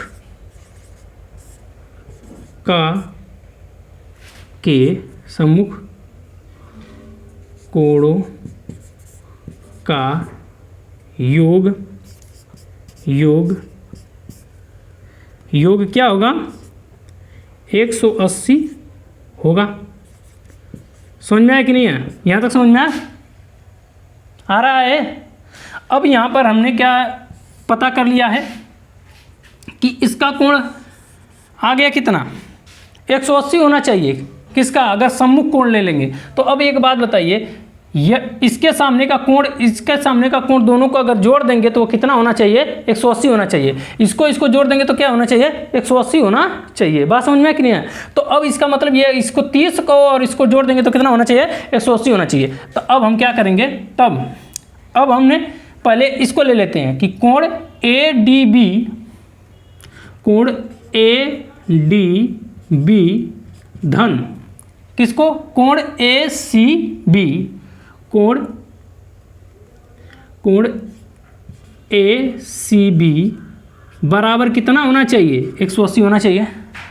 समझ में आ रहा है कि नहीं आ रहा है, 180 होना चाहिए। तो अब यहाँ पर हमको तो इसका मान क्या है पता ही नहीं है, लेकिन इसका मान तो पता है। तो अब इसका मान हम रख लेंगे तो क्या पता होगा कि कोण ADB धन कितना है, इसका मान क्या है, 30 है। तो यहाँ पे लिख देंगे 30 बराबर क्या आएगा, 180। यहाँ तक समझ में आया कि नहीं आया? अब देखिए, अब इसको हम प्लस को इधर लेकर आएंगे तो क्या हो जाएगा, माइनस हो जाएगा। ADB बराबर 180 माइनस क्या हो गया, 30। तो कोण ADB बराबर क्या आ गया, 180 में से 30 जाएगा तो कितना बचेगा, 150। समझ में आया कि नहीं आया? जो हमें पता करना था हमने क्या कर लिया, पता कर लिया कि वो पूछा है कि जो लघु खंड पर आंतरिक कोण क्या होगा, तो लघु खंड पर आंतरिक कोण क्या होगा, 150 होगा। समझ में आया कि नहीं आया? कितना होगा, 150 होगा। समझ में आ रहा है ना? यहाँ पर कहीं किसी पे कोई भी कन्फ्यूजन है तो एक बार मैं समझा दे रहा हूँ। देखिए, ये मान लीजिए कि क्या है, वृत्त है। समझ में आ रहा है ना? तो वृत्त है, यह बोला है कि भैया एक वृत्त है जिसकी जीवा की लंबाई और उसके त्रिज्या की लंबाई बराबर है। त्रिज्या जो होता है, यह मान लीजिए कि यह त्रिज्या है, यह भी त्रिज्या है और यह जीवा है। ये दोनों तीनों की लंबाई क्या होनी चाहिए, बराबर होनी चाहिए। तो हमने मान लिया कि यह A और B है, बराबर होनी चाहिए, बराबर कर लिए। तब यह क्या हो गया, एक त्रिभुज बना। वो भी कौन सा त्रिभुज बना, समबाहु त्रिभुज बन गया। यह कौन सा त्रिभुज बन गया, समबाहु त्रिभुज बन गया, बाहु त्रिभुज बना, यह समबाहु त्रिभुज बन गया। तो अब हमको पता है कि समबाहु त्रिभुज का जो है बीच जो कोण बनते हैं, इनके बीच में का जो कोण बनता है वो कितने का बनता है, वह 60 का बनता है, 60 डिग्री का कोण बनता है। ठीक, अब 60 डिग्री का कोण बनता है, यह कहाँ पर बना है, यहाँ पर बना। समझ में? तो अगर हम मान लेते कि ये यहाँ पर एक कोई बिंदु है जो D है, ठीक है, कौन वाले में, दीर्घ खंड वाले में कितना है, D है। तो अब एक चीज़ बताइए, हमको पहले से पता है कि जो केंद्र पर बना कोण परिधि के किसी बिंदु पर बने कोण का क्या होता है, 2 गुना होता है। तो यहाँ पर यह 60 है तो इसका आधा क्या होगा, 30 होगा कि नहीं होगा। समझ में आ रहा है, समझ में? अब यहाँ पर क्या हो गया कि आधा हो गया, यहाँ 30 हो गया। अब एक चीज़ बताइए, अब हमको पता करना है यहाँ पर, तो ये क्या है, D है। अब इसको हम यहाँ पर मिला दिए, कितना हो गया, यह एक चक्री चतुर्भुज बन गया।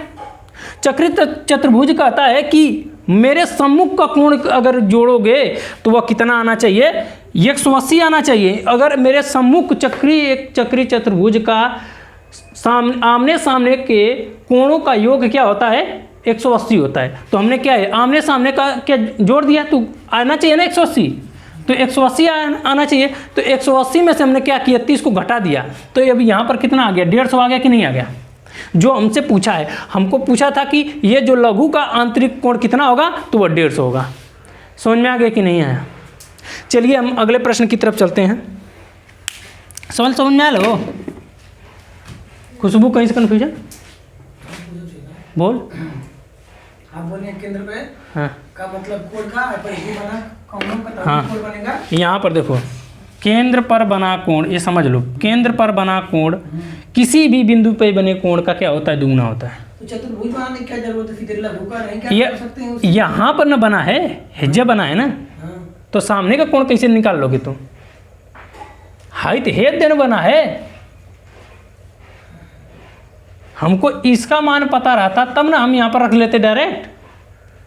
हमको इसका मान पता नहीं है तो क्या होगा, इस प्रकार से भी कर सकते हैं। यहाँ पर 360 में से हमको भाग करना पड़ता, क्या करना पड़ता है यहाँ पर, इस एक प्रकार से और हल कर सकते हैं कि 360 बटे माइनस कितना है 60 कर लेंगे, फिर डिवाइड बाई 2 कर लेंगे, तो ये घटा तो आएगा कितना 300 आया कि नहीं, बटे 2 करेंगे आएगा क्या 150 आएगा, जो हमने पहले से ज्ञात किया है।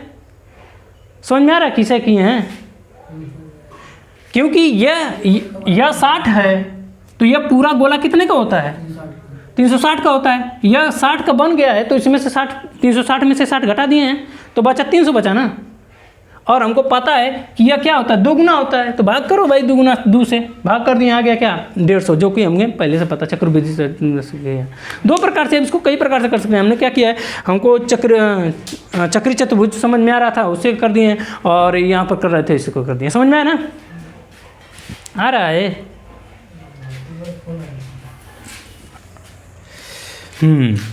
हमने अब तक क्या किया है कि 12 वाले प्रश्न को हल किया, 13 को, 14 को, अब बारी है 15 वाले प्रश्न को हल करने की। तो इस 15 वाले प्रश्न को हल करने के लिए सबसे पहले प्रश्न को देखते हैं कि यह प्रश्न किस प्रकार से पूछा गया है।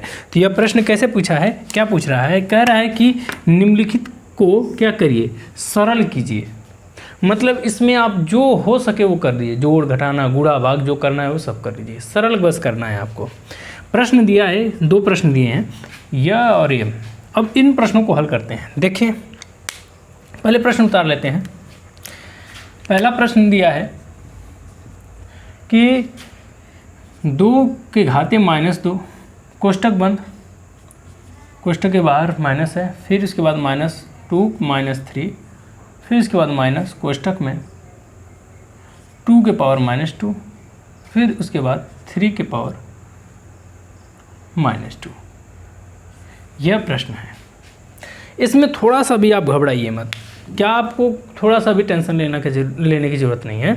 आप इसको एकदम बेफिक्र एकदम छोटे तरीके से आप हल कर सकते हैं, टेंशन तन को मत लीजिएगा। पहला काम आपको क्या करना है कि जो ये माइनस दिख रहा है सभी माइनस को क्या कर रहे हैं हटा देते हैं। माइनस हटाने का एक ही तरीका है, उस जो यह संख्या दी है उसको हर में बदल के एक जो है अंक लिख के, मतलब 1 लिख कर उसको बटे में डाल दीजिए। तो अब हम क्या करते हैं, सेम यही काम कर लेते हैं। यह क्या है तो इसको हम लिखेंगे क्या 1/2 का होल स्क्वायर कर लेते हैं, पूरे का स्क्वायर। फिर आगे दिया है माइनस कोष्टक में सेम वही काम करते चलेंगे। हम क्या लिखेंगे 1/2 का पावर 3 है, आगे माइनस का चिन्ह है तो माइनस का चिन्ह आप लगाते रहिएगा, चिन्ह बदलिए मत। और बाकी सब क्या है, यहाँ पर क्या है 1/2 के पावर 3 2, फिर यहाँ पर भी क्या है 1/3 के पावर। अब ये जो है यहाँ तक, ये यहाँ पर मैंने कोष्टक बंद नहीं किया था, मैं यहाँ पर कोष्टक बंद कर देता हूँ। यहाँ तक समझ में आया कि नहीं आया, हमने सारे जितने भी माइनस थे सारे माइनस को हमने क्या कर दिया है समाप्त कर दिया, हटा दिया है। अब क्या करते हैं, अब इन सभी को आगे लिखते हैं। यहाँ पर करते हैं तो यहाँ पर आएगा क्या 4 2 दूना के 4 होता है, माइनस का चिन्ह, कोष्टक में यहाँ पर माइनस है तो माइनस। अब इसका करेंगे तो 2 दूना के 4 4 दूना के 8 कर लेंगे, तो ये 1/8 हो गया। यहाँ पर माइनस, फिर यहाँ पर करेंगे तो 1/4, फिर यहाँ पर करेंगे तो 1/9, कोष्टक बंद। समझ में, हमने जो जो करना था हमने कर दिया। आगे क्या कह रहा है, कह रहा है कि अगला कार्य आप करिए कि पहले इसको हल करना है, क्योंकि हमने पढ़ा क्या है कि सबसे पहले आपको जो है रेखा कोष्टक हल करना है, फिर छोटा, फिर उसके बाद मझला, फिर उसके बाद बड़ा कोष्टक हल करना है। तो इसके हिसाब से सबसे पहले हम इस वाले कोष्टक को हल करते हैं। तो इस वाले कोष्टक को हल करेंगे तो क्या पाएंगे, सेम सबको उतार दीजिए। अब यहाँ पर हल करने के लिए इसका लौसा लेंगे तो लौसा क्या आएगा 36 आएगा। 4 का पारा 9 बार में आया तो यहाँ पर लिखेंगे 9, या 4 बार में आया तो यहाँ पे लिखेंगे 4, मतलब 4 9 36, 9 एकम 9, यहाँ पर माइनस का चिन्ह तो माइनस का, 9 चौको 36 तो 4 एकम 4। यहाँ तक समाप्त हो गया कोष्टक, यहाँ तक बना। अब आगे क्या करते हैं, सेम यही काम, प्लस का चिन्ह माइनस का चिन्ह जो भी है आप इसको पूरा ध्यान दीजिएगा, यहाँ माइनस का चिन्ह तो माइनस का चिन्ह। अब इसको घटा देंगे। अब एक बात बताइए कि 9 में से 4 जाएगा कितना बचेगा, 9 में से 4 जाएगा तो कितना बचेगा, 9 में से 4 जाने के बाद बचेगा 5। 5/36 हो गया। कोष्टक आपका ये वाला समाप्त हो गया और ये आगे जो है माइनस था तो माइनस हो गया। सिंपल सी बात है, कोई दिक्कत नहीं, कोई दिक्कत नहीं है, कोई समस्या नहीं है यहाँ तक। अब यहाँ पर क्या करते हैं, जहाँ पर आपको किसी भी प्रकार का सवाल में कोई समस्या है तो आप तुरंत पूछिएगा, ठीक है। आगे देखिए यहाँ पर क्या करते हैं, अब इसका लसा ले लेते हैं, ठीक है। अब इसका एक चीज़ और, यहाँ पर माइनस है, यहाँ पर भी माइनस, तो अब घबराइएगा मत, जो जैसे एकदम सेम उसी प्रकार से करते हैं। अब इसका लसा ले लेते हैं, तो क्या आएगा 36 और इनका लसा लेंगे। तो ये 2 से पहले काट दीजिए, 4 बार में कटा, ये 1 बार में, यहाँ पर 8 16 बार में कटा, 2 में 9, 2 कर लेंगे, फिर ये 3 और 2 कर लेंगे, फिर 3 3 कर लेंगे, ठीक है। ये 1 बार में कट गया या जो है 9 उधर गया, या 3 है 3 है, 1 है 1 है, ठीक है। अब यहाँ पर 2 दूना के 4, 4 दूना के 8, 8 3 के 24 और 24 का गुणा 3 में करिए तो 3 चौको 12, 6 1 7 72। अब यहाँ पर इसका जो लसा आया है कितना आया है, 72 आया है। अब यहाँ क्या आया 72। अब यहाँ पर 8 9 72, 8 9 72, तो 9 एक कम 9 हो जाएगा, तो यहाँ पर लिखेंगे -9, ठीक। अब आगे क्या लिखा है, माइनस है तो माइनस, यहाँ पर क्या है 36, तो 36 दूना के क्या होता है 72, तो 2 5 10। समझ में कि नहीं है, यहाँ तक समझ में। अब आगे करते हैं, आगे वाले काम में क्या करेंगे, सेम यही तो उतारिए। ये अब यहाँ पर क्या करेंगे, ये माइनस माइनस ऐड हो गया, जुड़ गया, तो यहाँ पर बच्चा होगा क्या 19/72, ठीक है, 19/72 हो गया। अब इनका हमने यहाँ तक किया, अब यहाँ तक कोई समस्या नहीं अब हमने पाई। अब बारी है इसका लसा लेने की, ठीक है। अब इसका जब हम लसा लेंगे किसका, 4 और 72 का, 4 और 72 का ले लेते हैं, तो काटिए, 2 से काटेंगे तो कितनी बार में कटेगा 3 6, फिर 2 से काटिए 1 1 8, ठीक है, फिर 2 से काटिए तो हो गया 9 3 3, ठीक। ये समझ में आया कि नहीं है। अब यहाँ पर करेंगे 2 दूना के 4, 4 दूना के 8, 8 3 के 24, 24 का फिर 72 आया, यहाँ पर क्या 72। अब ये यहाँ पर लिख देंगे 72, तो ये कितना बार में, अब ये कितनी बार में आएगा, इसका पहाड़ा में ये कितनी बार में आएगा, तो यहाँ पर भाग कर लेंगे 72, यहाँ पर करेंगे तो क्या आएगा 4 1 कम 4 बचा 3, फिर 8 18, तो ये कितनी बार में 18 बार में आया, तो ये क्या हो गया 18 1 कम 18, तो यहाँ पर लिखेंगे 18। यहाँ पर माइनस है तो यहाँ पर माइनस लगा दीजिए, ठीक। अब आगे क्या है 72 1 कम 72 और यहाँ पर लिखेंगे 19, लेकिन इसके आगे माइनस है तो माइनस लगा देंगे। अब यहाँ पर देखिए ये माइनस है और ये क्या है माइनस है, तो अब माइनस माइनस क्या हो जाएगा प्लस हो जाएगा, तो ये क्या हो जाएगा ऐड हो जाएगा। जब ऐड होगा तो कितना आ गया 18 36 1 37, 37/72 आ गया। ये हमारा क्या हुआ है सरलीकरण हो गया। पहले का जो आंसर हमको पता करना था हमने पहले का आंसर पता कर लिया। पहले का आंसर कितना आया है 37/72 आ गया। समझ में कि नहीं आया, क्या आया 37/72। समझ में आ रहा है ना। चलिए हम लोग अगले प्रश्न की तरफ चलते हैं। चलिए जब इसको हमने हल किया तो हमने पाया कि क्या लास्ट में 37/72। अब अगले प्रश्न की तरफ चलते हैं।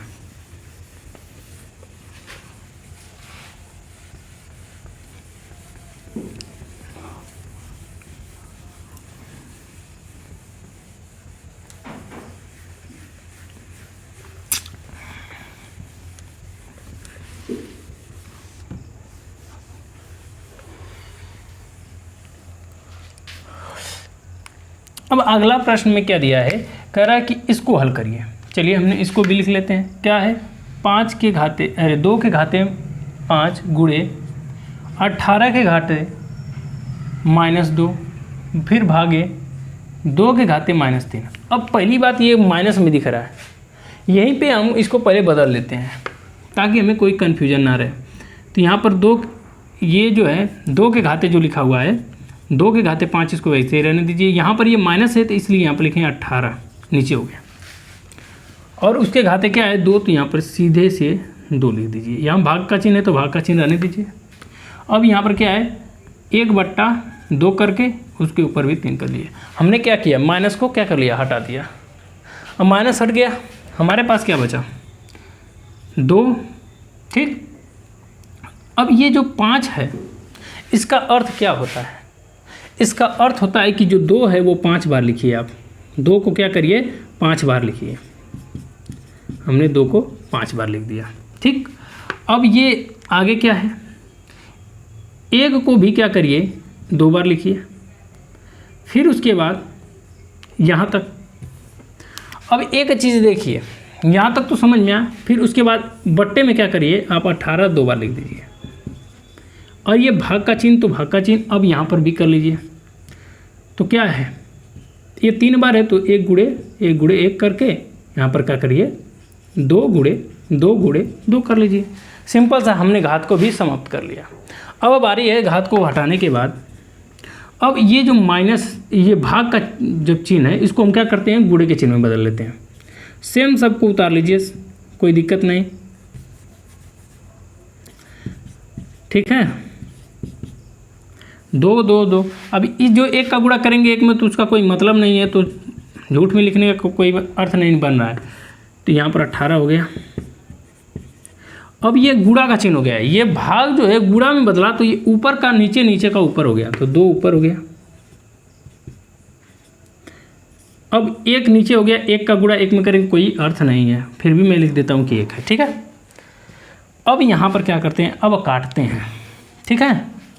कैसे काटेंगे, 2 से काटिए, 9 बार में कटा, 2 से काटिए, 9 बार में कटा। अब यह सम विषम का मैटर चल दिया, मतलब अब नहीं कटेगा। अब इसको गुणा करेंगे तो क्या आएगा, 2 दूना के 4, 4 दूना के 8, फिर 8 दूना के 16, 16 दूना के 32, 32 दूना के 64। ऊपर क्या हो गया 64 हो गया। और यहाँ 99 81 हो गया। बस यही हमको पता करना था, जो हमने पता कर लिया। समझ में आया कि नहीं आया, आया समझ में। चलिए हम लोग अगले प्रश्न की तरफ चलते हैं। 64/81।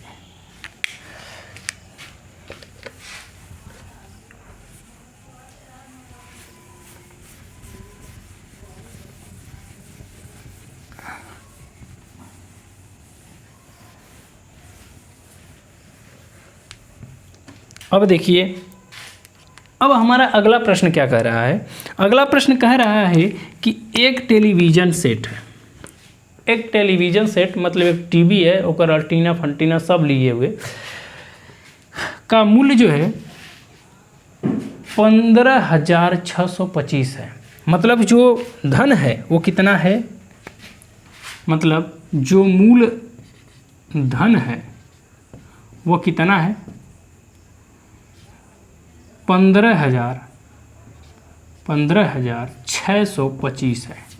क्या है 15,625 है। यदि उसका मूल्य प्रतिवर्ष जो है घट रहा है, उसका मूल्य क्या है, उस टेलीविज़न का मूल्य क्या हो रहा है, घट रहा है भाई। तो दर कितना है, दर 8% है, वो भी क्या है घट रहा है, घट रहा है। क्या हो रहा है, घट रहा है भाई। आगे कह रहा है कि घटते हुए जा रहा है। कह रहा है कि 3 वर्ष बाद, कह रहा है कि तो 3 वर्ष बाद, मतलब कि समय कितना लग गया, समय दिया है 3 वर्ष, 3 वर्ष। कह रहा है कि 3 वर्ष बाद उसके मूल्य का, ठीक है, कह रहा है कि 3 वर्ष के बाद उसके मूल्य में कितने की गिरावट जो है आएगी, जो उसका मूल्य है उसके मूल्य में कितने की गिरावट आएगी। ठीक है, यहाँ पर क्या है, हमको चक्रवृद्धि का जो है सूत्र लगाना पड़ेगा, वो भी किसमें, घटने वाले में, बढ़ नहीं रहा है, यहाँ पर घट रहा है। वो भी कैसे, क्योंकि भाई दाम क्या हो रहा है 8% की दर से कम होते जा रहा है। तो यहाँ पर हम कि उस टेलीविज़न का 3 वर्ष बाद का मूल्य। यह पता करने के लिए हमको क्या करना पड़ेगा, सूत्र लगाना पड़ेगा, चक्रवृद्धि ब्याज वाला। तो यहाँ पर लिखेंगे कि मूल धन कोष्टक में 1 माइनस इसलिए लिख रहे हैं क्योंकि यहाँ पर गिरावट आई है, कमी आ गई है। तो अब यहाँ पर लिखेंगे कि दर बटे 100 के पावर वर्ष। वर्ष मतलब समय। यह हमारा क्या है, सूत्र बन गया किसका, टेलीविज़न का 3 वर्ष बाद का मूल्य क्या होगा, यह पता चल गया। तो चलिए सबसे पहले इसको पता करने के लिए इसका मान रख देते हैं। तो मान कैसे रखेंगे, कैसे, यहाँ पर दिया है मूलधन। मूलधन कितना है, 15,625 कोष्टक में 1 माइनस, अब दर कितना है, 8 वर्ष है, तो यहाँ पर लिखेंगे 8 वर्ष। फिर उसके बाद ये दर कितना है, 8 वर्ष। अब यहाँ पर लिखेंगे बट्टे में क्या है, 100 है, तो 100। समय कितना दिया है, समय दिया है 3 वर्ष, तो यहाँ पर लिखेंगे 3। समझ में आया। अब आगे क्या करते हैं, इसी को 15,625 ये एक को इसी तरह देते हैं और इसका इससे भाग कर देते हैं। तो आएगा क्या, 0.08 का घन। अच्छा एक बात बताइए, इसको अब इसमें से घटा देंगे तो क्या बचेगा, 15,6। अब ये 1 है, यह 0.08 है, मतलब कि यह 100 है और ये 8 है, तो इससे घटेगा तो कितना बचेगा, घटने के बाद बचेगा 100 में से 8 गया तो 0.92 का क्यूब। अब इसका जो क्यूब करेंगे, यहाँ पर लिख लेते हैं पहले, जब इसका क्यूब करेंगे तो वह क्यूब कितना आएगा, कैलकुलेटर कर लेते हैं। जब इसका गुणा किए हैं तो ये आया कितना है कि 0.7786 फिर 8 आया। जब इसका घन निकाले हैं तब। अब इसका इससे गुणा कर देते हैं, तो अब इससे इसका गुणा करेंगे तो क्या आएगा, हम इसका गुणा भी कर लेते हैं।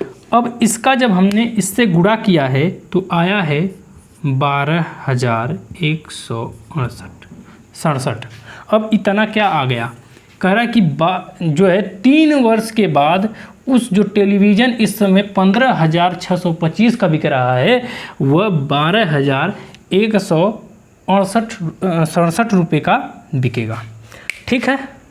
अब हम क्या करते हैं, जो हमारा गिरावट आया है, कितने का गिरावट आया है, तो कुल मूल्य में से हम जो बाद में हो गया है मूल्य उसको घटा देंगे तो हमारा गिरावट पता चल जाएगा।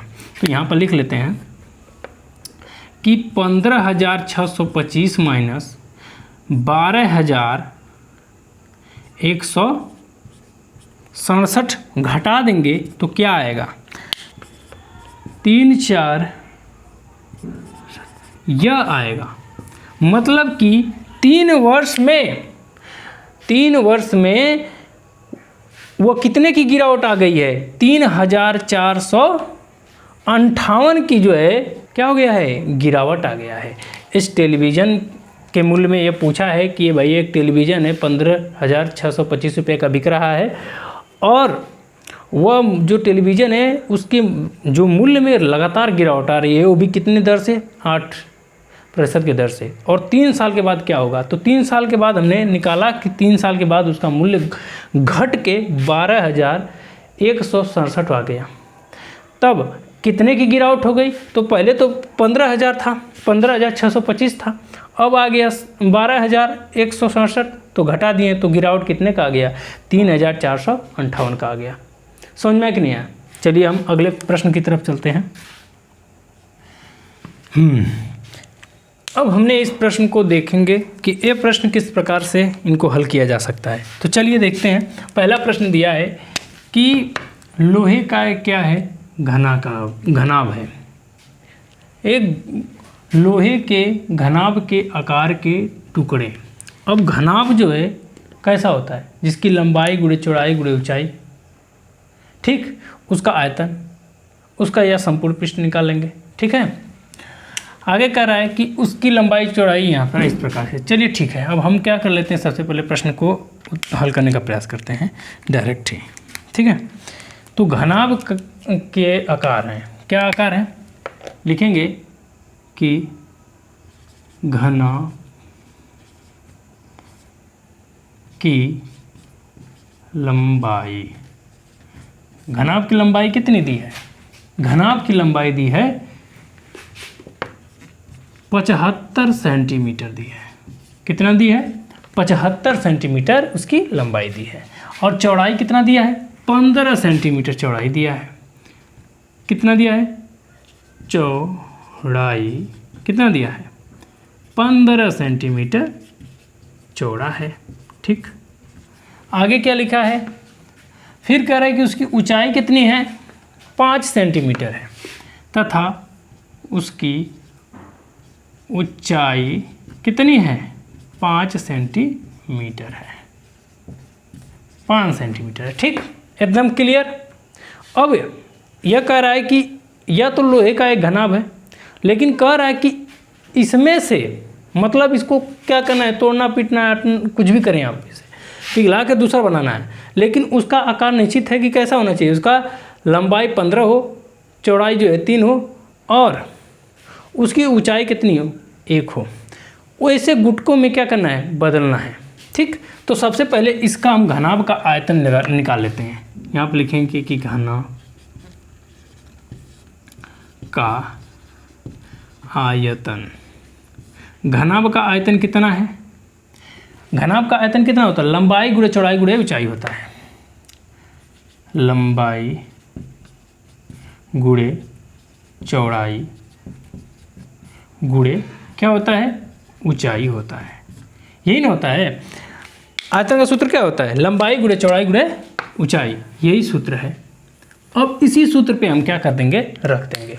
अब मान क्या दिया है, इसका यहाँ पर आ गया क्या, 75 गुणे 5 गुणे 15 गुणे 5। ठीक, यह क्या है, घनाभ का आयतन है। ठीक है, यह क्या है, लोहे के घनाभ का क्या है, आयतन है। ठीक, अब आगे वाला हमको कितना बनाना है, गुटके का। ठीक है, अब यहाँ पर लिखेंगे कि बनाने वाले गुटके की लंबाई, बनाने वाले गुटके की लंबाई कितनी है, कह रहा है कि वो लंबा कितना होना चाहिए, जो गुटका बना रहे हैं वो 15 सेंटीमीटर क्या होना चाहिए, लंबा होना चाहिए। ठीक है, आया समझ में। चलिए ठीक है, हमने 15 सेंटीमीटर लंबा बना दिया, सेंटीमीटर। फिर कह रहा है और तथा उसकी जो लंबाई है 15 हो और चौड़ाई 3 सेंटीमीटर हो। तो हमने इसको सेम वही काम करेंगे, क्या कि चौड़ाई कितना है, 3 सेंटीमीटर है, 3 सेंटीमीटर। फिर आगे बोला है कि 1 सेंटीमीटर क्या है, उसकी ऊंचाई है। तो ऊंचाई क्या है, ऊंचाई 1 सेंटीमीटर है। ठीक, ये कितना है, 1 सेंटीमीटर है। चलिए ठीक है, तब इसका जब हम आयतन ज्ञात करेंगे तब यहाँ पे लिखेंगे कि गुटके का आयतन। अब गुटके का जब आयतन करेंगे तो लंबाई गुणे चौड़ाई गुणे ऊंचाई वही काम करना पड़ेगा। तो यहाँ पर लंबाई कितनी है, चौड़ाई कितनी है और ऊंचाई कितनी है, सबको लिख दिया हमने। लंबाई 15 थी, चौड़ाई जो है 3 थी और ऊंचाई कितनी थी, 1 थी, हमने इसको लिख दिया। अब हमको बोला है कि गुटके की संख्या, गुटके की संख्या, तो यहाँ पर लिखेंगे कि गुटके की संख्या, गुटके की संख्या बराबर क्या होगा, गुटके की संख्या बराबर क्या होगा कि घनाभ का आयतन, घनाभ का आयतन बटे गुटके का आयतन, गुटके का आयतन। ठीक, हमको इस प्रकार से जो जो हमको पता है अब हम इसको क्या कर देंगे, लिख देंगे। समझ में आया यहाँ तक? अब अगला काम क्या है, अब इसी पे रख देंगे, जो जो हमने यहाँ पर पता किया है यहाँ पर रख देंगे। तो अब यहाँ पर हम देखेंगे कि क्या आया है, गुटके की संख्या। गुटके की संख्या बराबर क्या है, पहले ऊपर वाला क्या है 75 गुणे 15 गुणे 5 और नीचे में यहाँ पर क्या आया है 15 गुणे 3 गुणे 1। क्लियर यहाँ से? अब काट लीजिए यहाँ पर। अब इसको 15 से 15 कट गया, 3 से काटिए, 3 दूना के 6, 1 बच गया, 3 बचे 15, 25 हो गया। इसका मतलब ये यहाँ पे लिखेंगे कि 25 गुणे 5। जब 25 गुणे 5 करेंगे तो क्या आएगा 125 आएगा। तो यहाँ पे लिख देंगे अतः गुटके की संख्या क्या होगी 125 होगी। क्या होगी 125 होगी। मतलब कि जो गुटके की संख्या क्या होगी 125 होगी। यदि हम लोग इस प्रकार से बनाएंगे, इसको छोटा छोटा टुकड़े में बांट देंगे, 15 सेंटीमीटर की लंबाई होगी, 3 सेंटीमीटर की चौड़ाई होगी, 1 सेंटीमीटर की ऊंचाई होगी, तब उतने ही लोहे में हमको कितने गुटके प्राप्त हो जाएंगे 125 गुटके जो है प्राप्त हो जाएंगे। समझ में? चलिए हम लोग अगले प्रश्न की तरफ चलते हैं। अब चलिए अगले प्रश्न की तरफ चलते हैं। अगला प्रश्न क्या कहता है, अगला प्रश्न कह रहा है कि 15 यक्स के घाते 4 धन 3 यक्स के घाते 2 माइनस 18 का क्या करिए गुणनखंड क्या करिए कीजिए। किसका गुणनखंड कीजिए? इसका गुणनखंड करिए। तो सबसे पहले हम इसका गुणनखंड ज्ञात करने के लिए हमको क्या करेंगे, इस प्रश्न को यहाँ पर उतार लेंगे। प्रश्न दिया है 15 यक्स के घाते 4, 15 यक्स के घाते 4, ठीक। उसके बाद क्या दिया है प्लस 3 यक्स के घाते 2 माइनस 18 का क्या करना है गुणनखंड ज्ञात करना है। क्या करना है? गुणनखंड ज्ञात करना है। तो गुणनखंड ज्ञात करने के लिए हमको क्या करना पड़ेगा, सबसे पहली बात अगर कॉमन हो रहा है तो कॉमन कर लीजिए। अगर यहाँ पर यक्स रहता तो यक्स भी कॉमन हो जाता, लेकिन यहाँ पर यक्स नहीं है। तो अब यहाँ पर क्या है सिर्फ 3 जो है कॉमन आ सकता है। तो यहाँ पर लिखेंगे 3 कॉमन में आ गया। तो 3 5 15 यक्स के स्क्वायर, अरे यक्स के घाते 4 है तो 4, फिर यहाँ पर प्लस प्लस है तो प्लस, यहाँ पर क्या है 3, फिर ये 3 जो है कट गया है तो 3 1 कम 3 कट गया, बचा क्या सिर्फ यक्स बचा। फिर यहाँ पर 3 6 18। समझ में? अब यहाँ पर देखिए यह एक गुणनखंड हमने पता कर लिया। एक घात से मत डरिए, ठीक है, बस याद रहे कि यह 4 है तो यहाँ पर 2 होना चाहिए, यहाँ पर 2 है तो यहाँ पर 1 होना चाहिए, बस। उसके बाद अब ये बिना डरे हुए इसका गुणनखंड ज्ञात करते हैं। तो गुणनखंड ज्ञात करने के लिए हम पहले क्या करते हैं कि जो पहला पद का अंक है वो लास्ट वाले पद के अंक से क्या करते हैं गुणा करते हैं। तो गुणा करने के बाद क्या प्राप्त होगा, गुणा करने के बाद हमको 30 प्राप्त हो गया। 6 5 30 प्राप्त हो गया। अब 6 5 30 तो प्राप्त हो गया, अपने दिमाग में रख रहे हैं कि 6 5 30 है, लेकिन 6 5 30 हमको क्या करना है, जोड़ने या घटाने पर हमें बीच की संख्या प्राप्त हो। तो बीच की संख्या क्या है 1 है, और गुणा करने पर लास्ट वाली संख्या प्राप्त हो। लास्ट वाली संख्या कितनी है 30 है। समझ में आ रहा है? लास्ट की संख्या कितनी है 30 है। तो अब यहाँ पर करते हैं क्या, अब यहाँ पर 30 किसके पारा में आता है 3 के आता है, तो 10 बार में आएगा। तो 10 में से 3 को घटा देंगे तभी भी 1 नहीं आएगा, जोड़ देंगे तो भी नहीं आएगा। फिर आता है 5 का गुणा 6 में कर देते हैं, 5 6 के 30। अगर 5 को 30 तो आ गया, अगर 5 में से 6 में से 5 को घटा देंगे तो कितना आ गया 1 आ गया। और 1 हमको चाहिए, प्लस में चाहिए तो 6 को आगे लेंगे, और माइनस में चाहिए तो 5 को आगे लेंगे। समझ में आएगा कि नहीं आया? तो चलिए अब आगे चलते हैं। यहाँ पर क्या है 5 यक्स के घाते 4, फिर यहाँ पर प्लस का चिन्ह, तो प्लस का चिन्ह यहाँ पर क्या देना है 6, 6x, फिर उसके बाद माइनस 5x, फिर माइनस 6। यहाँ तक समझ में? अब हमको क्या करना है आगे, अब इनमें से कॉमन लेंगे। अब एक चीज़ देखिए कि इनमें से कॉमन लेने पर हमें सिर्फ x ही कॉमन आ रहा है और कोई कॉमन नहीं आ रहा है। तो सबसे पहला काम कर लेते हैं, x को ही कॉमन ले लेते हैं। तो कॉमन लेने के बाद क्या आया कि 5, अरे x के घाते 2 है तो 2 कॉमन आ गया और बाकी बच गया। बचा क्या?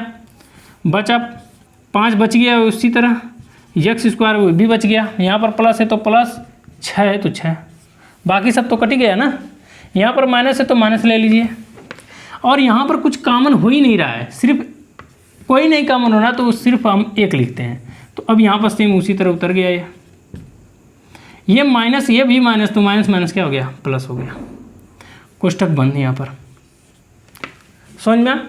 अब हमको क्या करना है, इसको और इसको एक साथ ले लेना है, इसको एक जगह लिख देना है। तो इसको जब एक साथ लेंगे तो हमारे पास क्या आएगा? x माइनस 1, फिर यहाँ पर होगा x स्क्वायर 6 माइनस 6। कोष्ठक यहाँ पर क्या हो गया? बंद हो गया। अब यहाँ पर हम इसको चाहे तो इसी यहीं पे छोड़ दें तो भी कोई दिक्कत नहीं है। अगर यहाँ पर टूट जाएगा तो टूट सकता है तो हम तोड़ देते हैं। तो हम यहाँ पर हमको पता है कि a square minus b square बराबर क्या होता है। हम इसको इस प्रकार से भी लिख सकते हैं कि a माइनस बी अगले कोष्ठक में a प्लस बी, इस प्रकार से भी लिख सकते हैं। हमको यह पता है तो हम इसको क्या कर देते हैं, इस प्रकार से ही कर देते हैं।